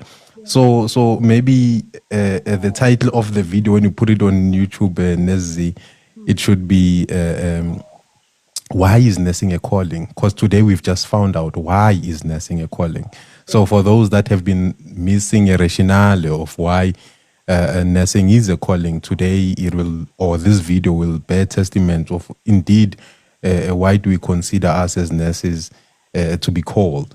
Now, I'm not going to stay long here. I kept on saying to Kwanele, please can you tell us about the story of what happened when we were students in ward, I think it's ward 7, a postnatal ward.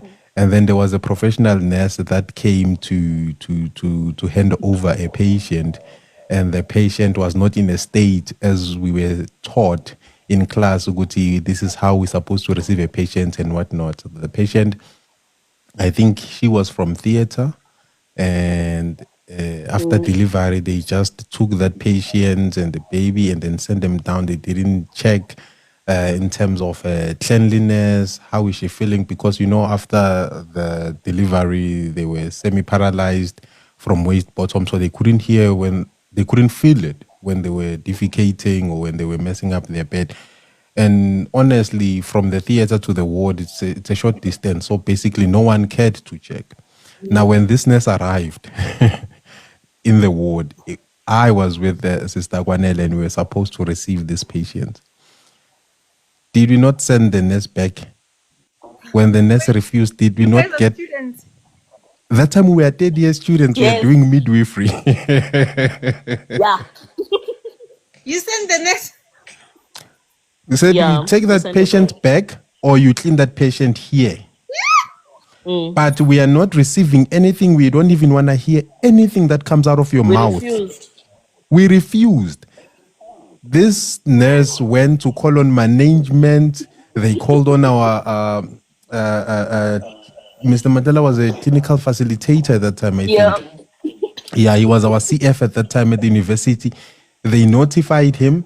The following day, we Yeah. had to have a meeting because A two hearing. students refused. Yeah, it was a hearing. Two students refused to take a patient, but because we knew what we were taught, the people that were teaching us, and we knew how to care for a patient, we did not back down, and we We stood there. didn't, Shem. We stood our ground. You The said We were patient, like, never. patient. we like, who are you to bring a patient like this? Where did you see this? This lady she was so shocked as a nurse. She's like, who are these students to We talk like, to me it's like this? us. The unit manager in that ward, she didn't want to get involved. She just said, deal with those students, Let them handle it. let them handle They it. were And like, call the students. They'll talk for themselves. yeah, just call the students. We don't want to get involved. Call the students. They will talk for themselves. And we did stand our ground, and we did stand to the principles of caring, and we did actually advocate for the patient. That was the first time I felt, oh my God, this is what it's meant when we Yeah. talk about patient advocacy. You know, this is what is And we did, eh?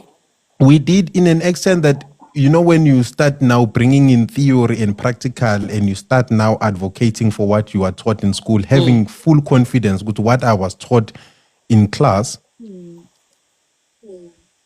what I was taught in class, it will actually translate well in practice, and it was right and correct. So as Sister Kwanele was sharing her story, it just took me back to that moment that actually this lady has been like this since student. You know, everything that she said. I appreciate you guys flagging that, because I think as nurses we tend to really neglect our cap of being advocates. Right? Yeah. Guys, it is emphasized at nursing school that, guys, you are advocates, like you are Yes. the voice and the mouthpiece of a patient. But when we get to the wards, it's like we don't know how to implement that. So it's so beautiful to know that you guys actually did it during I feel like, days. Mtaga is reminding me of our class as a collective. Our class was the most. I remember even when we were done in fourth year at Helen, Joseph, and Rahima, they literally said, "These, like, you are the brand of nurses that we want to see." We challenged leadership. We even challenged standing up for the matron. We are the group that challenged it. Because we asked them, why should I stand up for you? Because if I stand up, I can throw my chair to the wall. Is that the respect that you want from me? Because I can still disrespect you, whether I stood up or not. Like our class challenged a lot of things. If I can tell you that my classmates, I have no fear wherever they are. I know they are pushing boundaries. They are, man, and we did it as a team. We were stubborn as hell. We were like, we're gonna show you what nursing is all about. We were confident, we were assertive, we stood our ground. And you know what I liked was we were so educated yet not educated. Because we usually use legislations, we'll tell them that this is not allowed. And you know what's so funny? In nursing, even if you stay as stipulated by the Nursing Act of what, nobody even reads the Nursing Act. Exactly. They don't know what you're talking about. As long as it is right, there is an act that's stipulated. I'm just so, what Mtaga has just identified, I'm just so proud of how far we've come, that we started this when we were students. And look at us now. Yeah. It's just unfortunate that clinical sometimes gets so frustrating. I tried. I also put my contributions. I was like, this is done. But wow, we were a team. And I think my midwifery I did with Nolan a lot. We did it a lot together, ne? Yes, we were rotating together. We were Hence, I'm saying constantly, those explanations that you were saying that you were teaching, I was the recipient of those explanations. Oh, guys. You see, when I remember when we started management,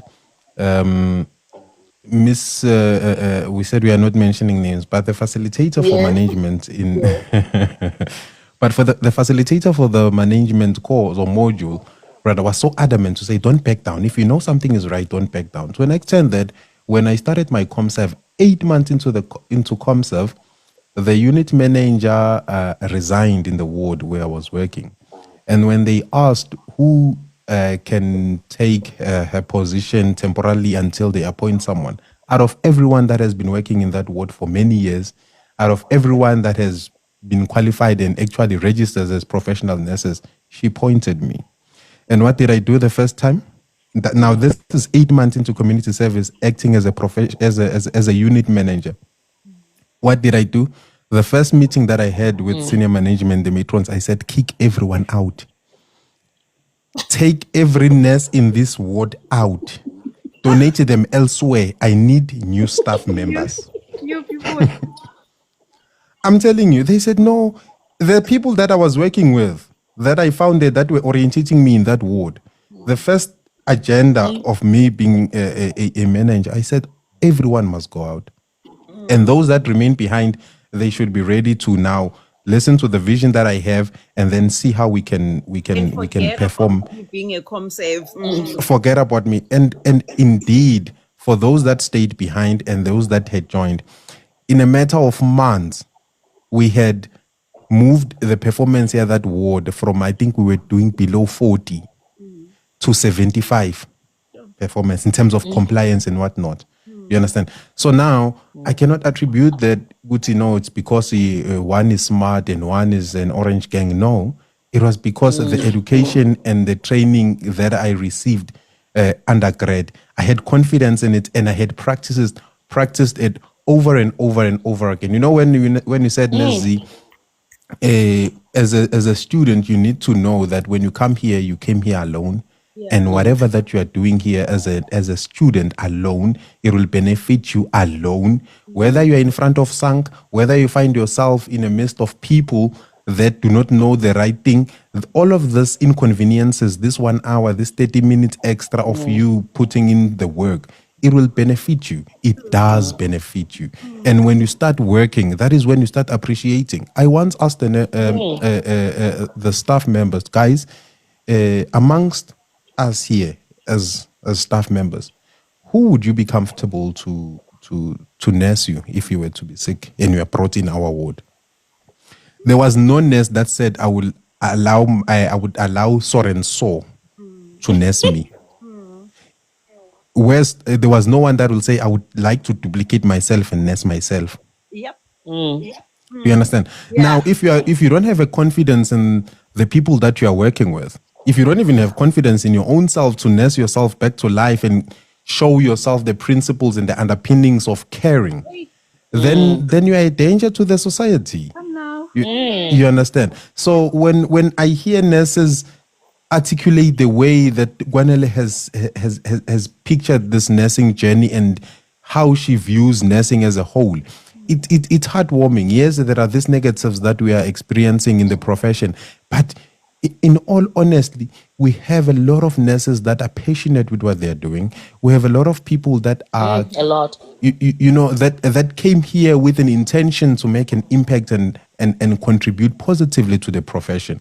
Well, some of us, I'm not gonna lie, and I don't lie. I came here because my mother sent me. You know, when I applied, and that woman said no, you are not being called where you've applied for. Then I said no, I'll try again next year. Mid-year in 2012 or so, I found a job, a very good paying job, and I was so comfortable. My mom applied. And I said to that woman, "You're not gonna send me to be a nurse, are you?" She said, "No, go and be a nurse. As long as you are in university, you will change when you get there." Now I started playing around. I'm like, this woman, no. I'm not gonna be called sister for what? I continued working, and I saved. When the time came for me to do my exit medicals in that institution, in that company where I was working, I met a nurse there. And then I told her, my mother applied for me to be a nurse. And then she said, wow, that's nice. Gary, no, I'm not going there. Ari, why? Gary, nurses don't get paid. Nurses are not happy. I've never met a happy nurse in my life. That lady, she called me on the side, said, okay, so if you're not going to do nursing, what's your plan for next year? I said, I'm staying here. They told me there are posts in this company. She called me on the side, showed me her pay slip. She was an occupational health nurse. Showed me her pay slip. It told me that nursing doesn't end in the hospital corridors and next to the patient's bed. You can diversify and do other things with this profession, but you cannot now hold on to a job that you only qualified because of your grade 12 results. What you're going to do is that you're going to go to that institution, you're going to study. As soon as you finish, don't even waste time. Go specialize. Do occupational health. When I was doing my first year, when they asked me, what is it that you want to do after, I kept on saying occupational health. I didn't even know what occupational health was. You saw People the are like, money.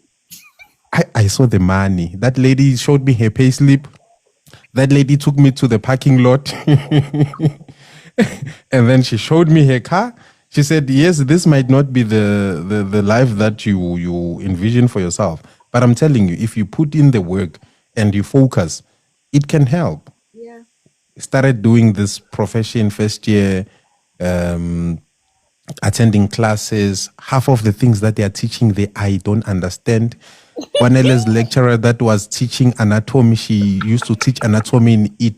I think it was Italian, that woman, the way she would pronounce some words. Westing, I'm from the rural areas. I've never been in the same class with a white person. When I entered the auditorium the first time, I said, maybe I'm in the wrong class. I went out. I literally went out. It was they would combine psychology students, I think, and sociology and whatnot.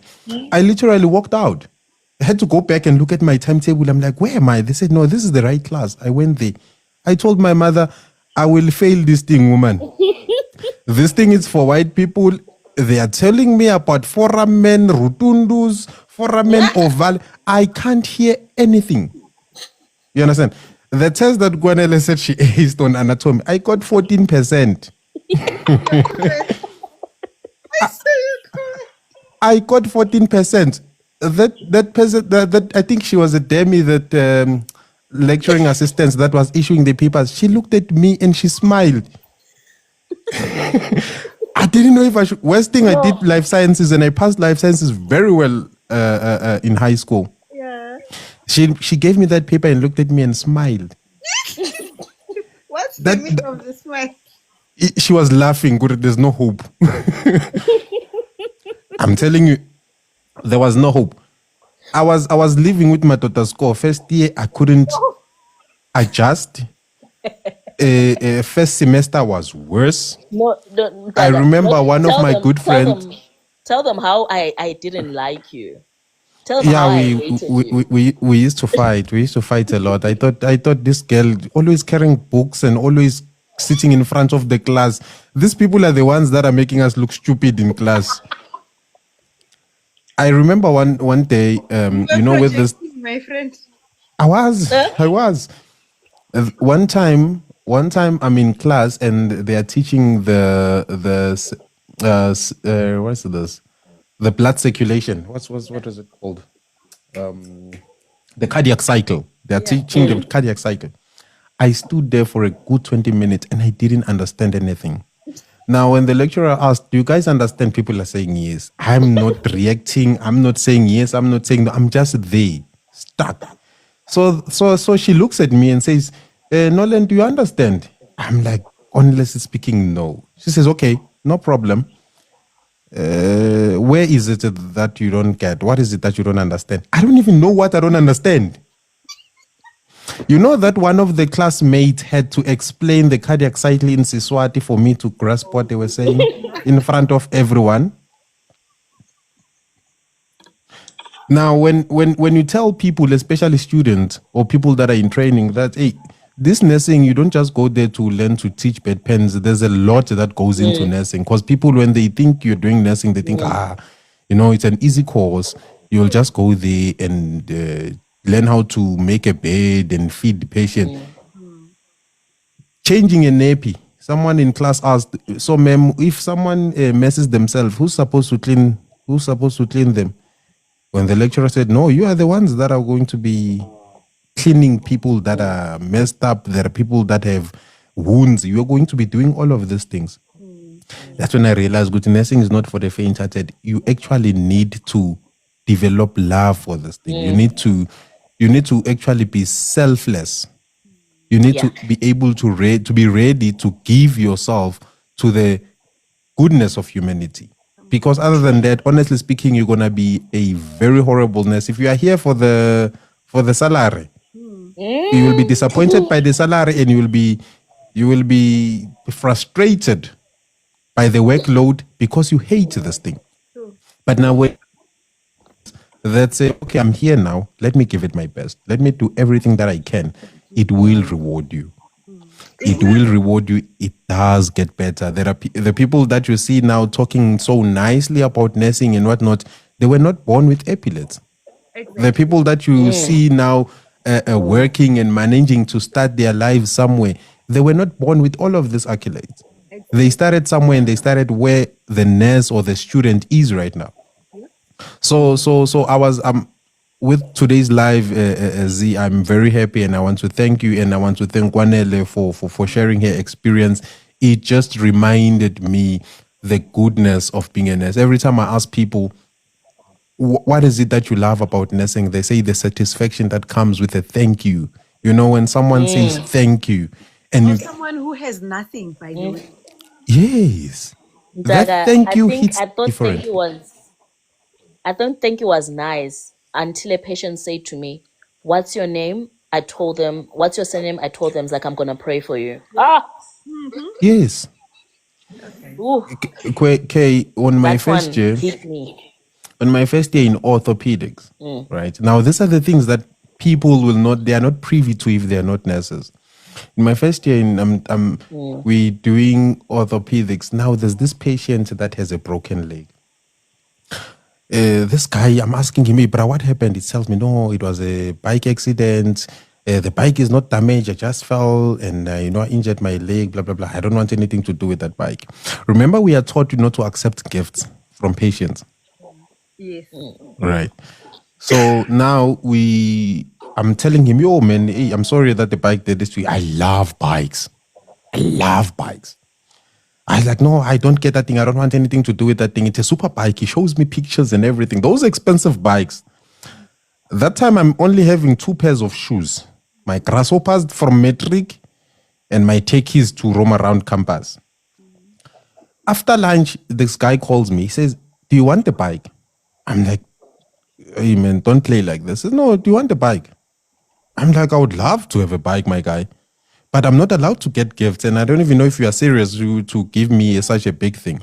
He says, no, I'm telling you right now, if you want the bike, I've been watching how you are working. Now, this is my first year. I've been watching how you are working, how you interact with other patients. You really love what you are doing. And if there's anything that I can give you right now, what I don't need, but I can see that you have passion for, I'll give you this bike. And this I'm is like, first year. this is first year. Sure. First year. I am like, no. I don't think this guy is serious. He says, send me your address. I'm sending him the student's address where I'm staying. This guy, I get a call from his, I think it's his uncle or something. They had loaded the bike on the bakkie, ready to go deliver it on the same day. At home. To bring it to you. To bring it to me, I said, no, I'm sorry, but I cannot accept this. Another patient, he says to me, so I like this thing. When people, they have nothing to do in the wards, I go to sit next to the patient because I like hearing stories. I like talking to stories. Find out what I can do for you.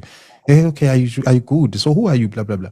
So this guy, he a Muslim guy, I remember he takes out money and he wraps it with the toilet paper and then he gives it to me. I think it was like 300. I said, hey, sorry, sir, man, I cannot accept this. Again, remember, I'm still new in this profession. I don't want anything to take my stripes away. Yes. I just got this first stripe. Now they go, this guy wants to put my career at risk. I said, no, thank you very much. If you want to buy something, maybe buy for the nursing station. He says, I don't want to buy for all the nurses. I want to buy for you. I want to give this money to you. I refuse. What this guy said, he said, call your mother. I called my mother. There in the ward, I called my mother on the phone and took the phone. What this guy said to my mother, it brought me to tears. The way he was thanking my mother for giving birth to me, number one, and for pushing that I come to do nursing. Sure. And now the care that he's experiencing. Sure. Thank you. I'm telling you, it made me decide to say, I'm going to stay in this profession and I'm going to advance in this profession. I've never felt anything like this. I have impact. I'm making a change. Come again? It's what Kwanele was saying, that we think we meet these patients at such critical points of their lives. Yes. You might think this is just another patient, but actually there is God in that particular patient. And you can imagine for a patient to say, can I call your mom? Like, the experience you gave the patient was so deep that they needed to go to where you come from and bow and say, come on. Oh. It's a blessing. That's when you see that now the calling is actually being answered. Yeah. And the calling has went to the right people. They've called the right Kobela to the profession, and I shall bully them. Yeah. So no, that's what I just wanted to share. It is a beautiful profession. It is fulfilling. It is fulfilling. And as Kwanele said earlier on, the hospital it's a very a respectable place where you need to have your spiritual chakras aligned when you go there, because one mistake you can collect a curse. One mistake you can get a blessing. So when you wake up and you decide to sit on your when you decide to sit on your emphasize on one mistake you can collect a curse, one mistake you can collect yes, because those people they are there, as Kwanele said, they are praying. Those people are praying. Those people, there's some sense of spiritual things that are happening in the hospital, and nurses, in all honesty, I don't want to believe that they don't know it, because we see these things, right? One patient we are sending now as a comserve. One patient we are. I'm sorry, I've got all of the stories. My page is actually for me sharing stories. One time, at the spiritual level, one time we have a patient for a week you know, in public hospitals, there's this waiting long line for people to go to theater and whatnot. Yeah. This person has been in the ward for a week. Good. When you look at her, she's good. She's walking. She's doing everything. The day for her to come to go to theater comes, and then before she goes, you know, she's uvalilisa abantu. Hi, guysini. Yo, my time has came. Blah blah blah blah blah blah blah. Then she calls me on the side. She says, now she's already on the stretcher. The porter is pushing her out past the nursing station. She says, Mtag, you know what? Let me give you a message. I just lean over the nursing station because already she's in transit. She says, Yazin, I have a son, Ekai. She tells me the name of the son. She has a sister and I think her uncle and then the mother. Mentioned all of them. She says, if it happens that I don't come back where I'm going, you must tell my sister to go to so and so and get my money. That person owes me money. And then that money must buy shoes for my kid. You must tell my uncle 1, 2, 3. You must tell my mother 1, 2, 3. You know, hey, ngoba ngingazi mfana wami ukuthi kwenzakalani la ngiyakhona. But if it happens that I don't come back there, these are the things that you must tell them.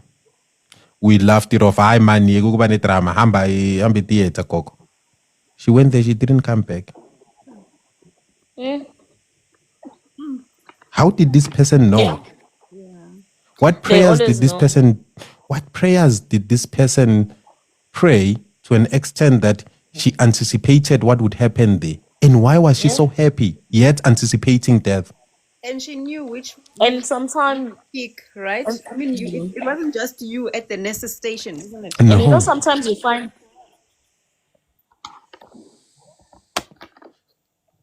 it wasn't and sometimes only you me. find the ones that are even anxious when they die. They know that they're gonna die and they cry for their own death. Some are not even peaceful. They start crying and being hysterical for their own death. And you're thinking, no, they're just being anxious. They know that they're leaving soon. In an hour's time, they'll be gone. And these are healthy people. These are healthy people. Like it's strange. It's a spiritual world. There's one thing that is lingering in my mind right now, right? Someone came in on the comment section and said earlier on, and said, I found my people. Someone commented something like that. I found my people on this page, Ness Z. I feel like all of us here, and the 37 people who are here, we know what we are talking about, and we've all experienced it. Now there's a question I have. You know, there are nurses, those nurses who are so ruthless to patients, and I'm wondering, where do they sit? Like, is it not there within them, men? Like what we are experiencing, what Are we they not feeling? like what one understand, like guys, Yeah. you know, I think I know what the about, problem is. and sorry, ukungena emlonyeni Kwanele. Earlier on we spoke about burnout, right? And I was so glad you brought it up, that even us as passionate as pro-nursing people, we bend out. We send messages and say, I'm not coming to work, I'm sick, when we are not sick. I'm glad you brought it up, because nursing pushes you to that corner sometimes. But also I love how we don't stay there. No. We come back to ourselves. But there's this person who chooses to be bitter. Guys, Niabaz. Yes, we've worked with them. I kicked them out of the ward. I knew I was working with them, these people, before I was appointed. So I know them. This one is a crappy person. But you can't always be kicking them out, Pelamdaga. You know, I've worked with a lot of beta nurses. And beta nurses, there's a lot of beta people out there. And it's not even sometimes it's not us not understanding the type of people that they are. And also I take time to look at people. You know, I'm that type of person that will analyze a person and look at them and be like, And most people that are beta are stuck in their careers. Sometimes they're not just stuck, they're not satisfied, and they have a low self-esteem. there's something about self-image and self-awareness. It goes hand in hand with your confidence and how you're going to treat other people. How you treat others is an expression of your internal struggles. If you're not happy from within, you will never be able to smile and look at another person and say they're beautiful because you don't see your own beauty. I see my beauty first and then I'm able to see another. You can't identify something that you are not. Sometimes you need to experience what love feels like and beauty looks like so that you are able to understand the people around you. That's why I'm able to understand Mina bitter people. Even if I work with bitter people or bitternesses, trust me, I'm always at peace because I know it has nothing to do with me. It has everything to do with how they look into themselves. You can't say you love yourself and you are not able to love the environment that is around you. Love manifests in any form. Love is not just saying I love you. Love is the way you treat people around you, treat people, how you carry yourself, but also it's always, it just manifests.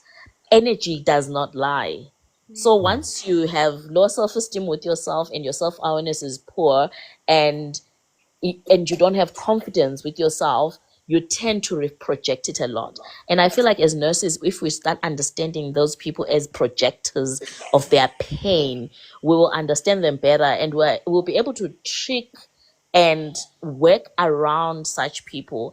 And such people, trust me, I mean, I work with people. If anyone that has worked with me, they'll always tell you that I can divert your self-esteem from low to high in a week.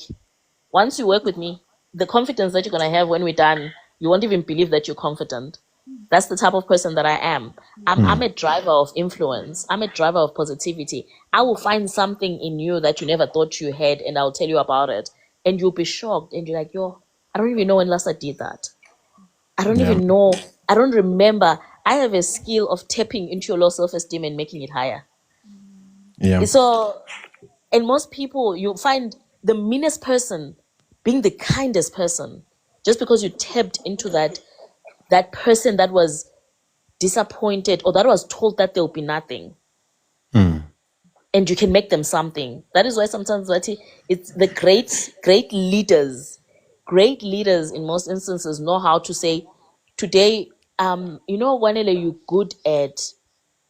good at managing. I'm going on leave next week. I want you to manage. And sometimes that person is not even good at managing. Yeah.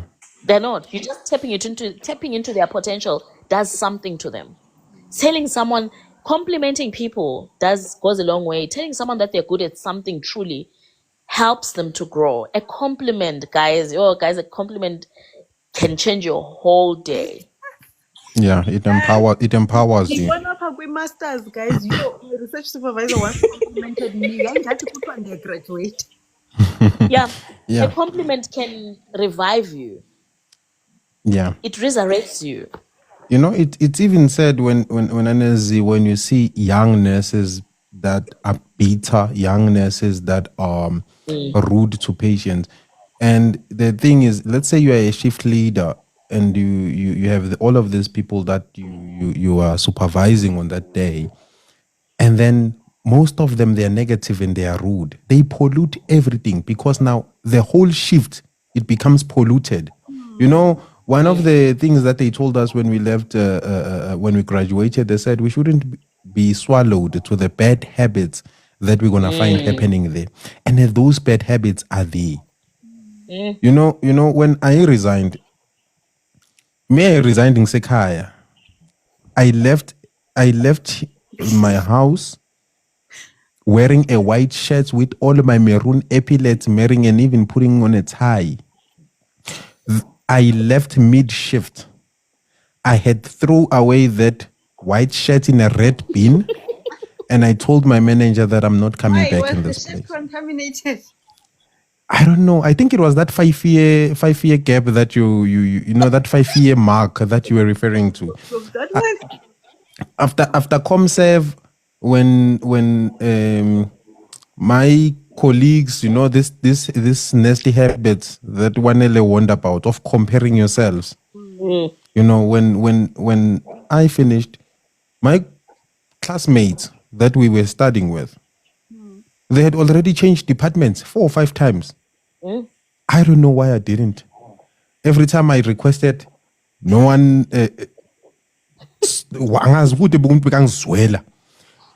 I then went to do occupational health. I came back and I even bought that illegal ballet occupational health. That gold bar.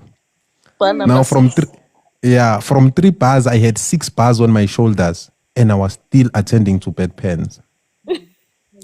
Now I'm fed up. I'm burned out. I don't want to be in this place. A patient calls me, Utufuni bedpan, lawyer mama. I went there to give her a bedpan. I tried to run away. Somehow it's like she waited for me to come back. Because what I would do is that I would drop the bedpan, disappear, so that when the bell rings, someone takes it out. But as soon as I walked back in, that lady called, Mtaga, Mtaga. Now, any nurse that hears someone calling you directly like that, they don't go attend to the patient. They call you. Your patient is calling you. I went there with a smile because the bed is still screened. Hi mama, soqedile ya sharp ngihamba ngiyofaka imask ngifaka those aprons. My white shirt, it was a long sleeve. I took out that bedpan as I'm trying to clean her. You know that whole sleeve, it went between her. Stop it. Mom, yes, they're gonna be shocked. In my bedroom. That I'm telling you, that whole sleeve, it went back. It went in between the gluteus maximus, and it came out soiled and brown. You know, she was so like, I'm so sorry, Mtanam. I said, no, it's not a problem, ma. Sorry, it was my mistake that I wore a long shirt. These shirts are not even allowed. It's okay, ma. It's okay. Just to make a note war. I want to dispose. You still remained a good nurse. I still remained a good nurse. You understand? I went to discard that thing in the sluice room, and then when I finished, I took out my apron together with my white shirt. Took out my epaulette, went straight to the manager's office. I told her, I'm done. What's wrong? I'm done. I'm not coming back in this place again. She thought maybe some of the colleagues, fought with me or something. I said, no. I sang sharp, ma. I remember I kept on saying, sing sharp, ma. Mama grand. I know sharp. What time was it? My time was up. And God being God, when you like, I'm about to give up and I'm about to tap out. I went home, told my partner, hey, I'm not doing this nursing anymore. I'm okay. This is it for me. A week later, one of my former classmates, another important of making lucrative networks. You don't throw away people. Yeah. Some of them, when they are still okay and you guys are still okay, you continue these good relationships that you make in varsity, undergrad or postgrad, wherever. If a person is having a goal where you want to go to or has a plan similar to your mindset, keep those people because iron sharpens iron. A week later, this lady calls me, said, I saw a post, in this place, did you see it? For an occupational health nurse. I said, no. She said, send me your CV, I'll apply. I said, okay, no, I'll send. But because I was still demotivated with nursing as a whole, I did not. I sent it on the closing date. It was around 9 o'clock. I sent this lady, not even applying. I sent her my CV. Said, hey, here's my CV and my qualifications. See what to do with it. Do what you want to do with it. I went there. Well, she applied for me. I got called while I'm still at home. Imagine, I'm still at home. I only resigned verbally there at work. I'm marked absent. She applied. I got called. When I went back to my manager, the first thing she said, "Ngibonile mntanami ukuthi ukhathele. It's okay. Hamba kahle." She wrote my paperwork, did everything. And from where I was and where I was feeling stuck for all of these years, the Lord just projected me to a height that I myself didn't even imagine. Yeah. So the way God works, his plans are somehow, I don't know, man. It's like there's a blueprint somewhere. Ehleli noMateo noMoses phezulu ezulwini. Ulokhu nje ayipolish, ayirevise. Literally. You His know, plans are not to harm us, but they to are not to prosper. harm us. You know, when he blesses you, you will forget this short period of suffering that you are incurring right now. You'll forget all of these inconveniences that you are facing right now. Because when that joy comes, it makes you forget everything. And now I sit down and I look at nursing and I'm like, yeah, you know, there's a lot of things that still need to change in the profession, but I'm grateful for nursing. Yeah. You know, I'm grateful for the opportunity. Had I decided to be stubborn, who would have known good things Zobayini Manje, where I thought my grade 12 could keep me?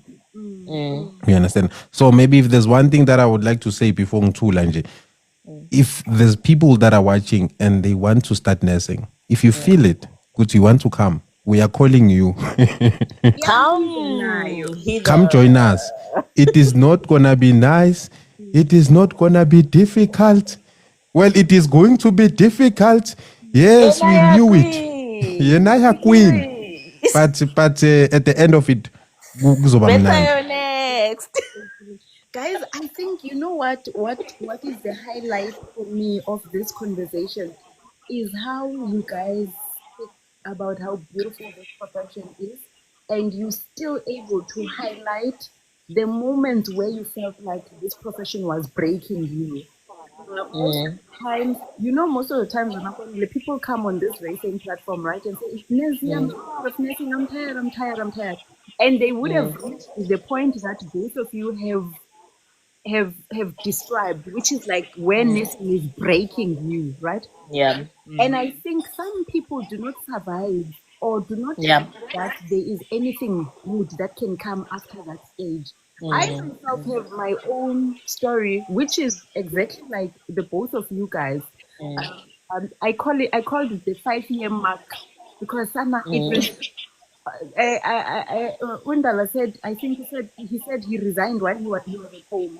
Now, on a Friday, when I knocked off, I knew that on Monday I'm not coming back. I'm not coming back. My friend, on Monday morning, this time around, the text changed from I'm sick to I'm resigning with immediate effect. That's how I like.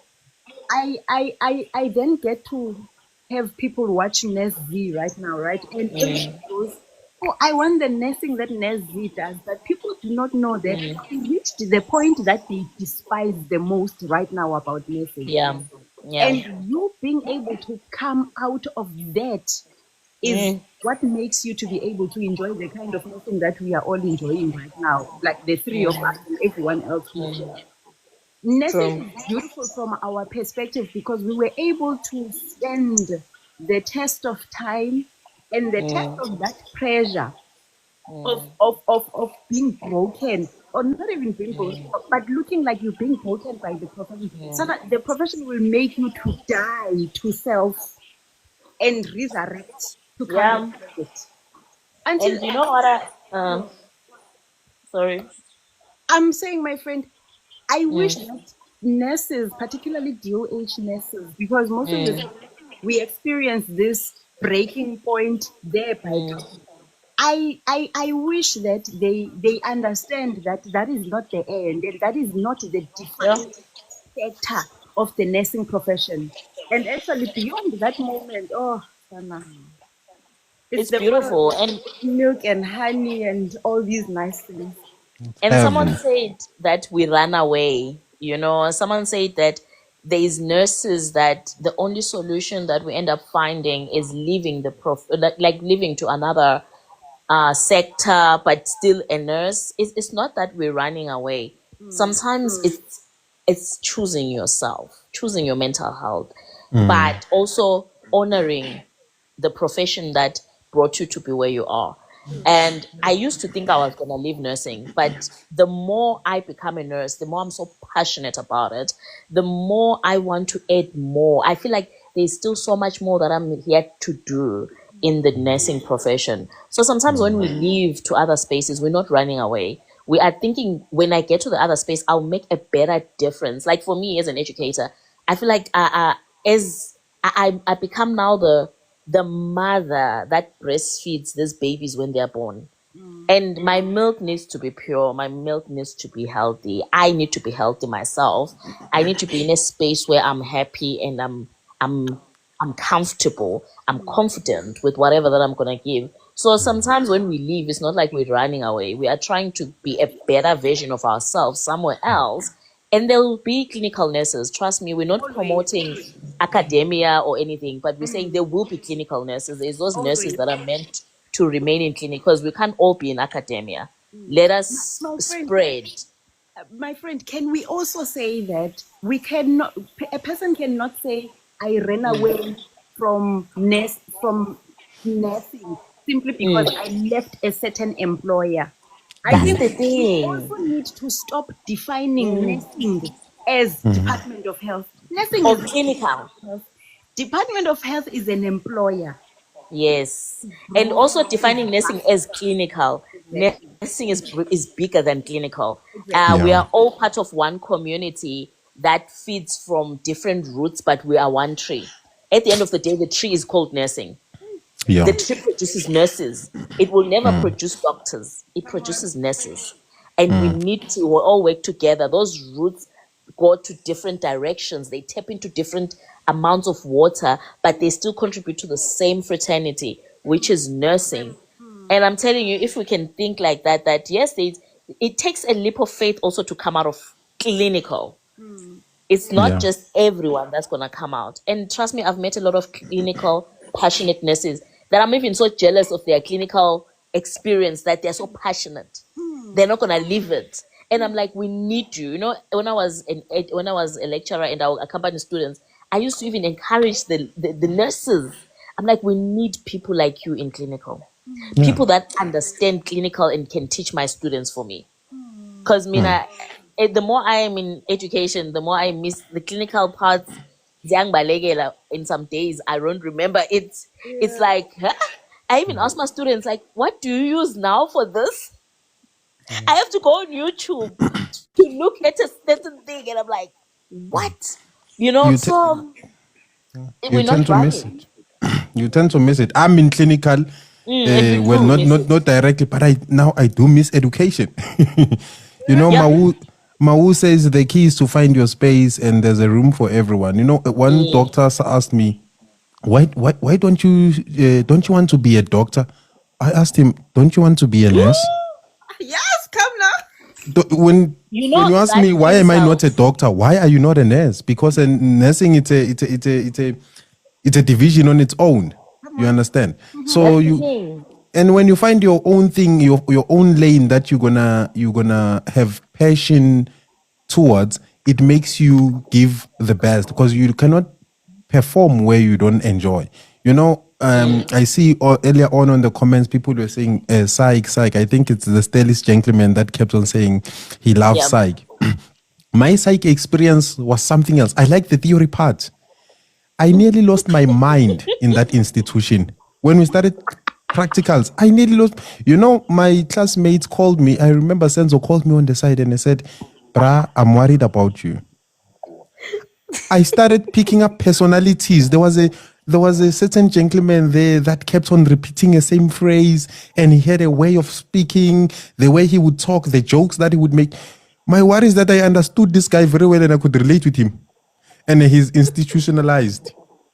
Now, when we knock off from the hospital itself to go to rest, I continued with this habit. I make his jokes. I talk the way he talks, and I do.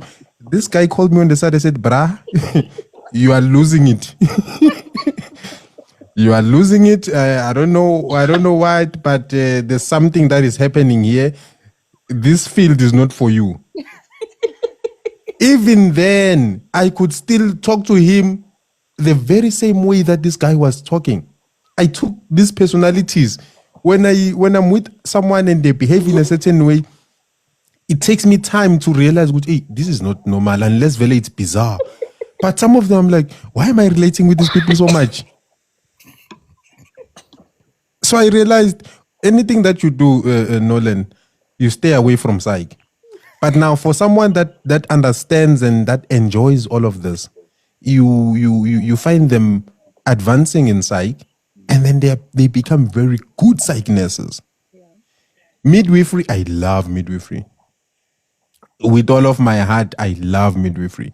Maybe it was the people that taught us. You know, the way they teach in class, they make you look forward to go to practica. You The know, first time I saw a baby coming out, you'd swear that I don't belong in nursing because I was so fast. I'm like, hey, na ile nto yenzeka bafethu. Uyaguquka. Uyaguquka lo mntana. Uphumile. You understand? It was so exciting. These people are not sick. You just have to support them through the process. And it was lovely. But no, I still had that advice that I got from where I worked, and I still had that pay slip of that woman. I'm not gonna specialize in you in know, midwifery. we just touched on something. Our lecturers. Sorry, I'm saying you just touched on something. Do you know that when you reflect back, we were taught by great people. We were taught by lecturers that anchored us, you know, like not to break the people that taught us in our institution. Ah, man. Yes, you have those one or two that will frustrate you, but I feel like overall we had people that were our family away from home, you know, people that gave us hugs when we needed them. We will have lecturers that when you walk through the corridor, they just hug you. They're like, come here, Mtanam. Pause. They'll hug you because they know you're not okay. And the people that we are, I feel like it's those people that made us. And Yeah. and to have those people also even supervising you for your masters, supervising you for your PhDs, it's like a blessing. That's why most of the people, you know, if you're from UJ, not with that we're advertising UJ, most people from UJ don't leave UJ. It's like, I don't know, there's just something about the spirit there. It's like they care for people, they understand human beings, and the people that we are is because of the people that mentored us, you know, They were that taught mothers. us. They were Yeah. mothers. They You they know, made us. They respected us. They saw us where we are now. They saw us. that facilitator that you are referring to, before I knew that she was even a lecturer. So in my first year, I think it was not community, it was nursing science. I kept on struggling to get past nursing science. I don't know, like ngizobhala ngithole 49. Ngihambe ngithi ngiyonegotiate ne-lecturer ithi nope, you need to come back for your SAP. Ngibhale leyo SAP, ngifeyile. And then I had to repeat that module. You know, Guti, when I passed, I remember I went to this lecturer's office and she told me, she went on to her laptop and she said, no, hi, this time around you made it. And it was the only module that now would have stopped me from progressing to the next year. So as I exit her office, I met this lady that you are talking about, right? And then I was so teary, so emotional, filled with joy at the same time. And then she asked me how mfana mu right. Yo, mom. She was holding a cup of coffee. She had short hair, dressed in a way that you wouldn't even think Guti she's a lecturer there. I thought maybe she's one of the people that are working, in maintenance like a department in. I said to her, yo ma, ngipasile. Atupasile. Ngithi ebo ma. It was just the two of us in that corridor. She put down her coffee and the car keys. I don't know what else she had. She gave me the warmest and the longest hug. I cried. Tears. Me, all. Those I hugs let it shaped out. us. I feel like the That hugs shaped us. only to find out the following year, Guti, this person is actually teaching me. Ara, usazokhala mfana wami. Inesingi, isazokhombisa. Yeah. You understand? But those hugs shaped us. Yeah, I as love much those as they were as they were strict and as they were thorough in their work, they also knew when to tone down. Yeah. And give you this motherly love and nurturing, but still being assertive. Because you need to do this work. You need to do 1, 2, 3. You understand? And now when you start working, you start seeing yourself doing most of the things that these people are doing. You find yourself when we have students in your ward that came to do their practicals, the way you interact with them, the way Yeah. you teach them, the way you upskill them, it just goes to show good. Hey, this is not me. This is not me. The language that you start Yes. using, it Yeah. it reflects that of whoever taught you. You understand? So theoretically, these people, they gave us the best experience. Practically, yes, you will go, you will find those rotten potatoes when you say, please explain 1, 2, 3 to me. Yeah, this student, this is not a school. I don't know how many times I've heard that thing. I'm not your lecturer. Why are we doing this? No, no, no, no, no, no. I'm not a lecturer. I'm not here to teach you. You understand? One of the things, going back to your question, Nezigutu, why do we have so much bitternesses and so rudenesses? And that is a fact. We cannot shy away from that. As much as the community members have received this ill treatment and this bad attitude from other nurses, we as nurses as well, we know these culprits. Yeah. No matter how much time we will try to motivate them and try to empower them, some of them, it's like they've given up. And they I don't know, maybe, of us, eh? yeah, I don't know, that giving up, it comes from the feeling of being stuck, or maybe it comes from the self-hate and the way that Kwanele was saying, Guti, these people, they don't see anything worthy of themselves. Hence, they just here to collect a paycheck. They are rude. I once called one out. A patient was asking for her food to be warmed. So the only microwave that was there was in the nurse's kitchen. This person hasn't been eating better food. Hospital food is not, the best. So the family members finally brought food. So now the only thing that needs to be done is for you to warm the food. The way this lady was shouting at this patient, here to the microwave, hey, wait. Just listening to that, it broke my heart. But why would you, dude? Yes, there's a microwave at your workplace, but you still have a microwave in your house, and you are going back there. Not your house. Why would you do this to this person? They've been here for day in, day out. They are here. The small gesture of kindness that you can offer to this person, other than your scope of practice, maybe, is to just do this. Give them food. Someone wants tea. Yes, maybe the person that is serving them tea has passed already, but it won't take anything from you. Just that small cup, go give them. You understand? And the answers that you would get when you try to reason to them like that, it shows good to these people. They don't like, they don't enjoy, and they do not want to be here. And it's bad. So I don't know how, if we were to revive these people, how we can do it. Don't just focus on what you are doing, which is now frustrating you. What other patients do you have? That is what I tell people. When you are a nurse and you feel stuck, maybe it's because you don't qualify to advance or whatever. You don't qualify, or maybe you think you don't have the funds to fund some of these short learning programs. Now you need to tap into what is it other than what you're doing right now and that you feel stuck at. What is it that you are passionate about? How can you do what you are passionate about and incorporate it with nursing so that it elevates you? Because some of But you, then yeah, I'm saying most of those people that we gossiping about are above 55. They've lost passion in anything. They are above 60. For And you pension. know what saddens me, Mdaga, is the fact that in a ward, all of us know this reality. It's always that one nurse. We are a team of 10 people. There is always that one.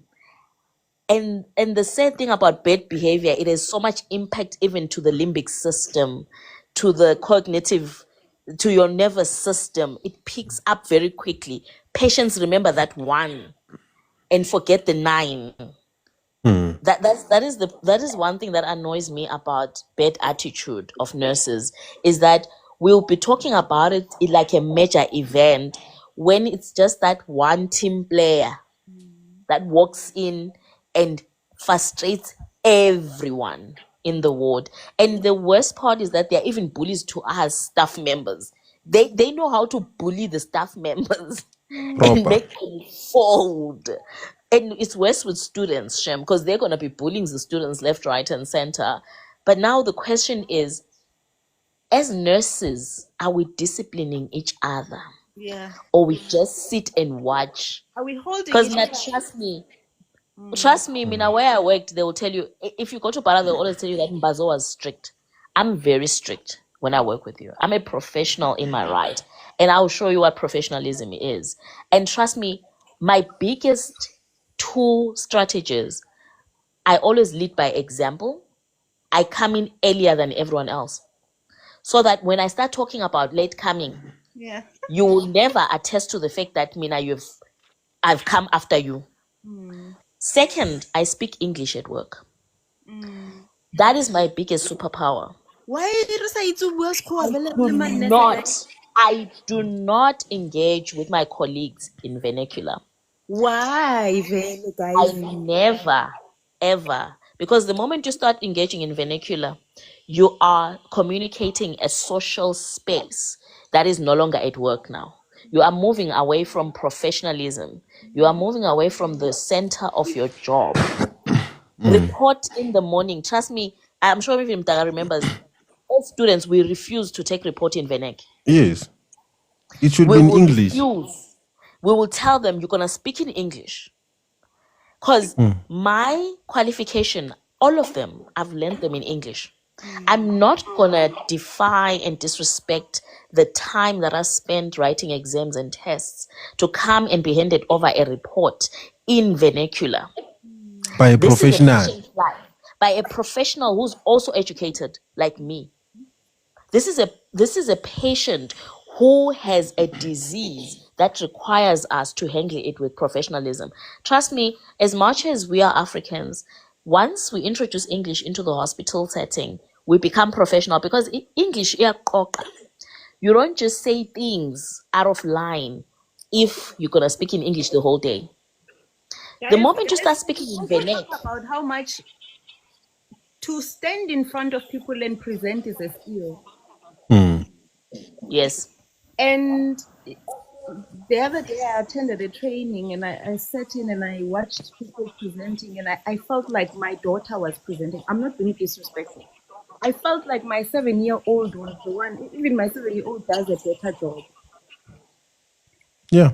It is this thing of us as nurses wanting to speak Venek in the clinics. Yes. But now when we are in front of white people, we can't present in Venek, right? We need to speak English. Yes. Nurses could not do that, you guys. I Yeah. was so embarrassed. We admitted one doctor. He refused to go to a private hospital at some point, and then when he came to the public hospital, I was working night shift. So I asked him, "Why are you here?" He said, "No, public hospital. They are following procedures and whatnot." So as we are talking, because now the ward is quiet, I pull out a book, and I'm like, "No, are you interested that I read for you?" Then we sit down and I read, and then we start debating about the contents of that. I think it's a Joshua Maponga book. Then he says to me, "Hey, Auntie, there are nurses that can speak English." I don't know if that's a compliment or an insult. You know, the thing with nurses, and that is why other professions will look down on us, especially those that we work with. Ngoba, when we lack confidence in the knowledge that we have acquired during our training, and when people start picking that up, that this one is not confident in what they're saying, they will start, dismantling and attacking everything that you say. I go to this other hospital back in Mpumalanga. My nephew was admitted there. Now I was wearing just my casual clothes during visiting time. So when I get there, I pass by the nursing station and I'm like, okay, just tell me briefly the progress of the patient. I used to do that when I was still a student. When visitors come, there is nothing that is so, I don't know if it's shameful or so embarrassing than when someone asks you about your job and you don't know. Yeah. You've been with this patient for more than 6 hours, but you do not know the medication that they are taking. Okay, not everything, just have a brief idea because you did receive handover. What is the plan? This nurse said to me, I'm not allowed to discuss the contents of the file with you as a family member. I said, then who's supposed to know what's happening with the patient? Because now I'm here with my mother. Even if you guys come and speak, she won't have a clear picture of what is happening. Since I'm here, let us converse. Tell me, what is it that you're supposed to do? No, wait for a doctor. Wait for the doctor for what? I'll wait for the doctor to ask the doctor the questions at his level. But right now, I'm talking to you as a nurse. You are a professional nurse, for God's sake. What is it that you've been doing to this child? What is your plan? She couldn't. She ended up just taking the file. The patient is getting antibiotics. The patient is getting some analgesics. Yeah, that's it. We are continuing care. I'm like, sisters, you should be ashamed of yourself. You should be ashamed of yourself. You've got people here that you are looking after. Even when the file is in front of you, you can't articulate what is happening. What if now this was a patient, a family member that knows nothing about what's happening in the hospital, that does not understand what are antibiotics and analgesics? What then was going to happen? You understand? But it's because now we have gotten so comfortable with this thing. I must figure this is patient is Banbani in bed 2. Ushapulo. Then we go to the next one. This is patient so and so now. Oh, hey, we are hlupa. Then we go to the next one. And that's Kuzani. And that's Kuzani. I go back, ukuthi, as nurses, the problem that we have in nursing, it will finish if we just if you just become that accountable nurse that accounts. Do you know that I once worked at when I was at Barra, I worked in this trauma unit. It was a trauma ward, a surgical ward with 6 vents. I walk in one Saturday morning. I came to work at 6:30 or 6:15 in the morning. I walk in on a Saturday morning, and when I walked in, do you know what they said? Oh, lovely, Mbazo, you always come early, and we knew that you were gonna receive. The patients are still the same. Do you know what I said? I laughed. I was like, "Good morning, ladies. How are you? How was the night? You good? Can we please start handover?" Yes. Do you know they looked at me? They didn't believe it. I'm like, "May we please start handover? Can I have every patient one by one? We have 6 vents. I'm not going to be told that my vents over the night, anything changed. We are going to do this handover one by one. I come to work early so that you guys can knock off at the correct time. I come to take in handover. I'm not coming in to relieve you to go home early. I am coming in to work. So can I please, if you want me to come at 6:15 tomorrow, I will come at 6:15 because it's a Sunday. I'll do that favor for you. But handover will be taken. I want to see each and every patient. I tap patients. I check them. Are you fine, mama? We good. I'm not gonna be being handed over dead patients. That's on me. Really need to So they were pissed when they left. Do you know they were so pissed? The following morning when I came in, do you know what they did? They, to see that I've walked in, they all stood up and went to all their patients that they're gonna hand over to. They had already split Hore. I'll give handover for 6 patients, handover for 6 patients. I'll do. I'm like, that's how we roll. I don't have weekends. I don't have public holidays. I want to hear all about my patients. Because now I'm gonna be taking care of this. Because now I'm a comserve, and these other nurses that I work with might be absent. They might be absent today and leave me as a comserve with 6 vents. Guys, we all know our training didn't teach us ICU. We just saw it. It was just like a breeze. So now, who am I, Mina, to be nursing 6 vents that I don't even know how did they come out through the night? I'm like, never. It's not happening. You're handing over all these 44 patients to me. That's why I came early. I didn't come early because I want to cruise into this ward. I'm coming early to work. Let us work. The following day, they were in tune. They were handing over the patients. And I'm like, no, we don't play like that. So I still believe that accountability is so important. Same applies when I went to maternity. They used to abuse teenagers. They used to insult teenagers. Like a 13-year-old being insulted. A 13-year-old being pregnant, you should be questioning the society this child comes from. There is an adult that impregnated this poor child. What does a 13-year-old child know about sex? What does a 14-year-old child know about sex? You can't come and say no, these kids love sex, these kids do what does it you, like it took you 25-7 years for you to reach an orgasm, and you come and tell me that this child loves loves sex. Are you seriously kidding me? As an adult, does it even make sense to you? You're busy telling a child, yeah, why can't you use condoms? When can you negotiate a condom at your 40-year-old self with a man? Can you? We need to factor the realities of life. Like, if you cannot negotiate using a condom at 45 years old, well, how do you think a 13-year-old child or a 16-year-old is able to And negotiate sex? Because whoever is it has impregnating been them is a proven, problem like to say, society.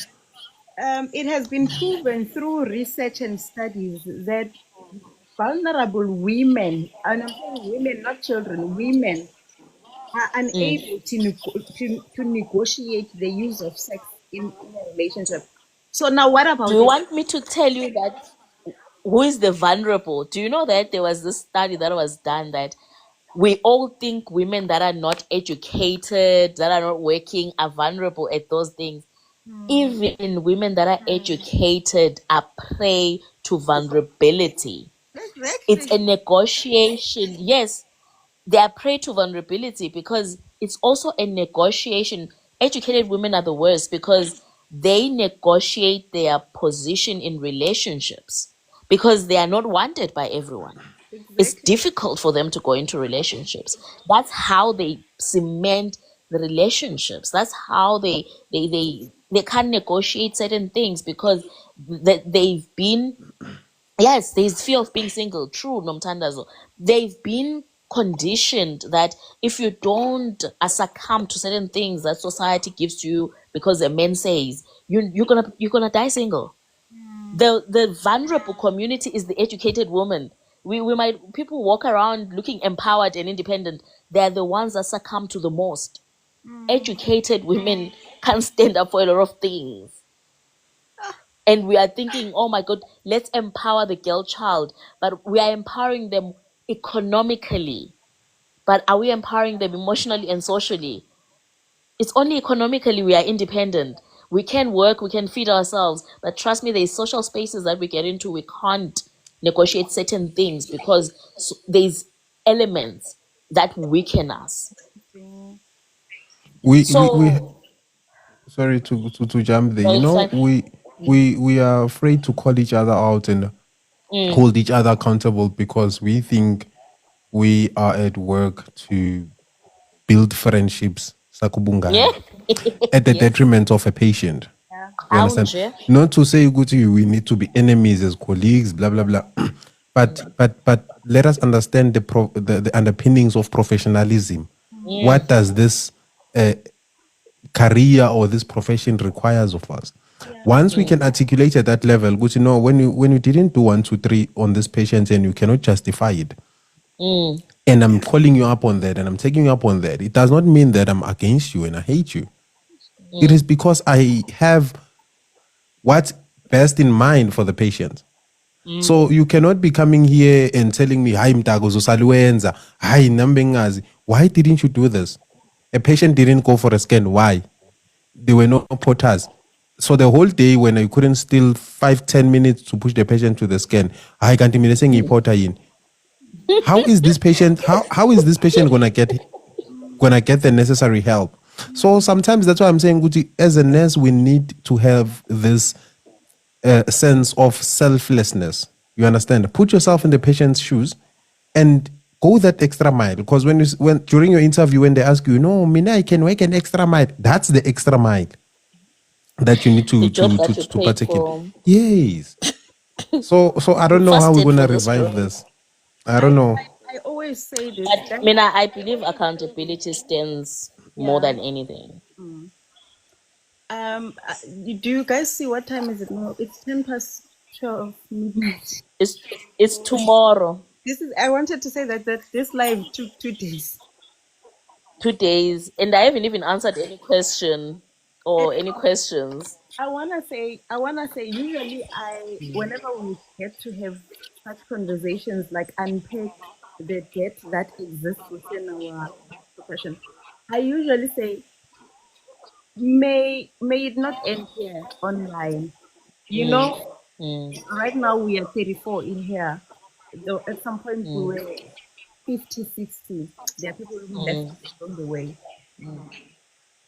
I'd like to believe we stayed in this life until this time because we're speaking truth that exists in our respective work environments, right?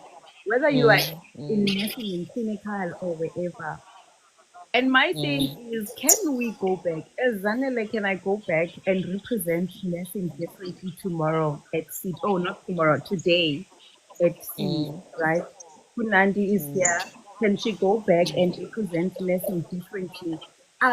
Can we take, we spoke of accountability right now. We spoke of so many things.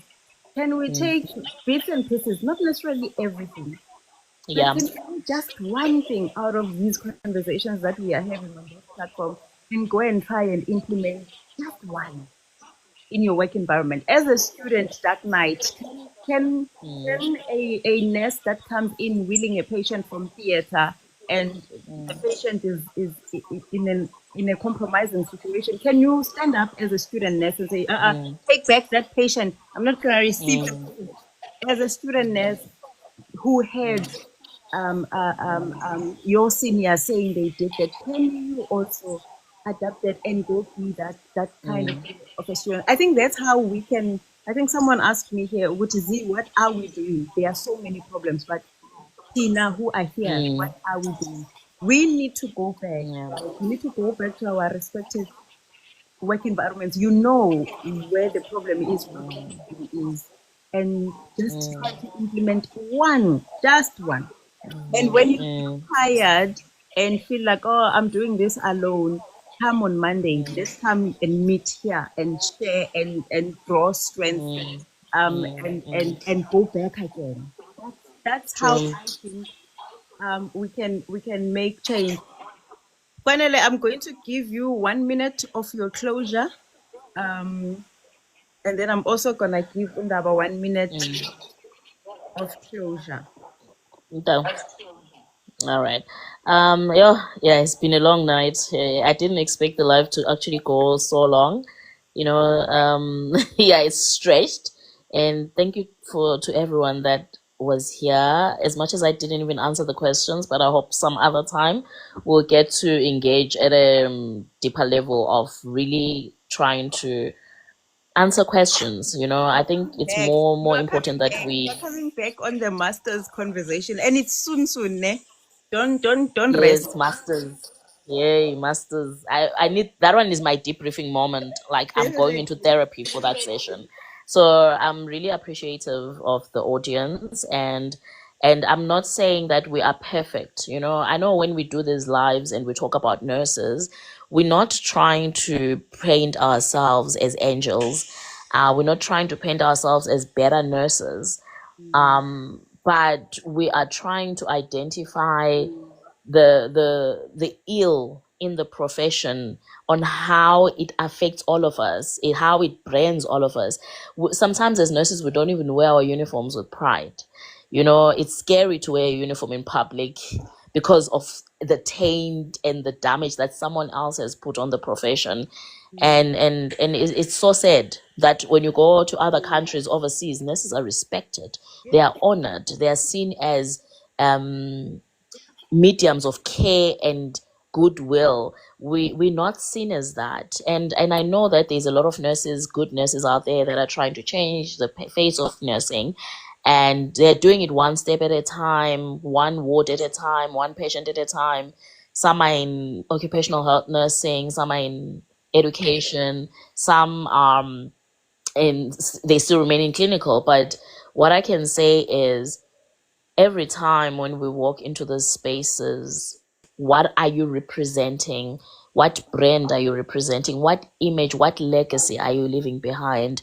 Are you the nurse that wants to nurse yourself? Are you the nurse that wants to nurse your family?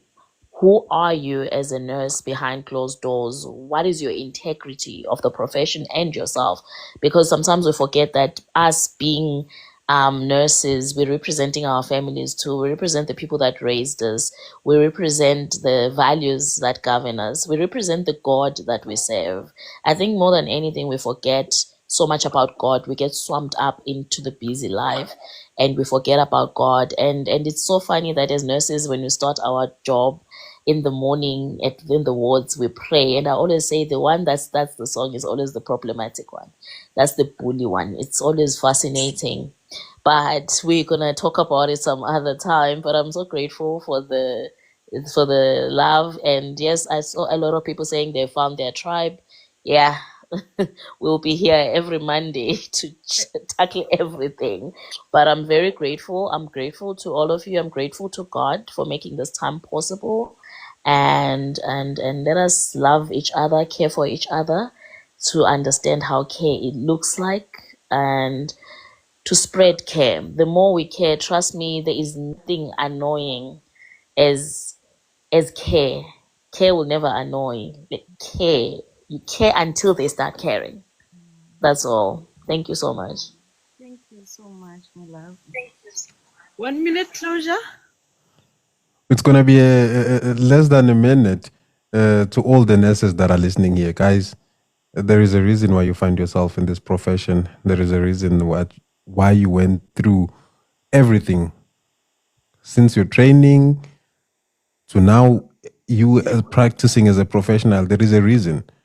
Do not let your fatigue and your burnout be the reason why other people cry.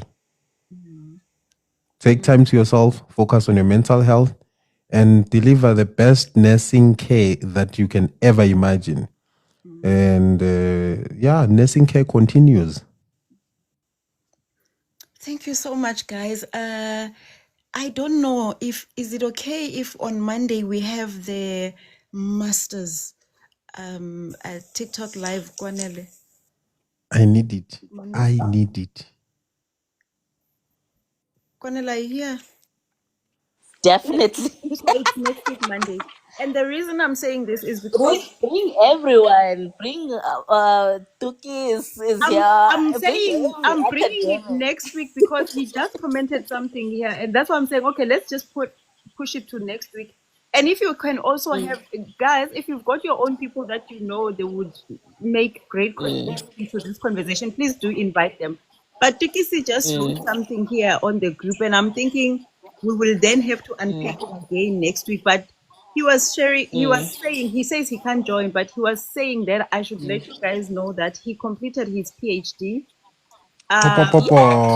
Congratulations, Officially a Dorotela. of midwifery and neonatal science. So Okay. uh, I feel like he will then unpack it as well next week. But I think let next week's conversation be more of academia and senior degrees as a nurse. Then sizamnika platform uba makasivulele tofana. Ay, Siyayidinga. man. So now, Siyayidinga. like, literally, Tukisi now is the future. He looks like my future. So every time when I see him, I see my future. Yeah, Sana is literally a gold. I'm seeing, he's literally a goal right now. Yeah, but he's like, Zanele, please share with the family. I mean, I've shared my struggles. Bulapeza. He's shared his struggles with us, and it's only fair that he shares a celebratory moment with us as well. Yeah, we need this one. It needs a celebration. He needs, before we start venting about our problems. Yeah. He needs to. Yeah, He needs to tell us the good side. I for one, Yeah. I for one really need this because right now my masters is showing me my grandmother that I don't know. My You've masters never is, met. I don't know, man. You know, have you ever thought someone hates you, but when you sit down, you're like, why? But why would they hate me? My supervisors, labo mama ngathi ngizobashaya. Like I don't understand. It's not nice. It is not nice. But you know I what? say, masters, it's a gateway to depression. I'm telling you, like But I don't know. I PhD feel is different. isolated. I feel demotivated. I feel like the English language, lama bundles language now. They are back to square one. Guys, I need this. Tukis, I need you. And I'm going to come to your office, Tukis. You, So you, so you on know Monday, what? yeah. It's tough on Monday next week. So on Monday we agree, Guti, that's the topic, right? Yeah. Um, Also, if there are people that you feel like you want to bring on the panel, Kwanele, please invite. And anyone who's here who feels, I feel like we will take a back seat. Yeah, and you guys will just run it. Yeah.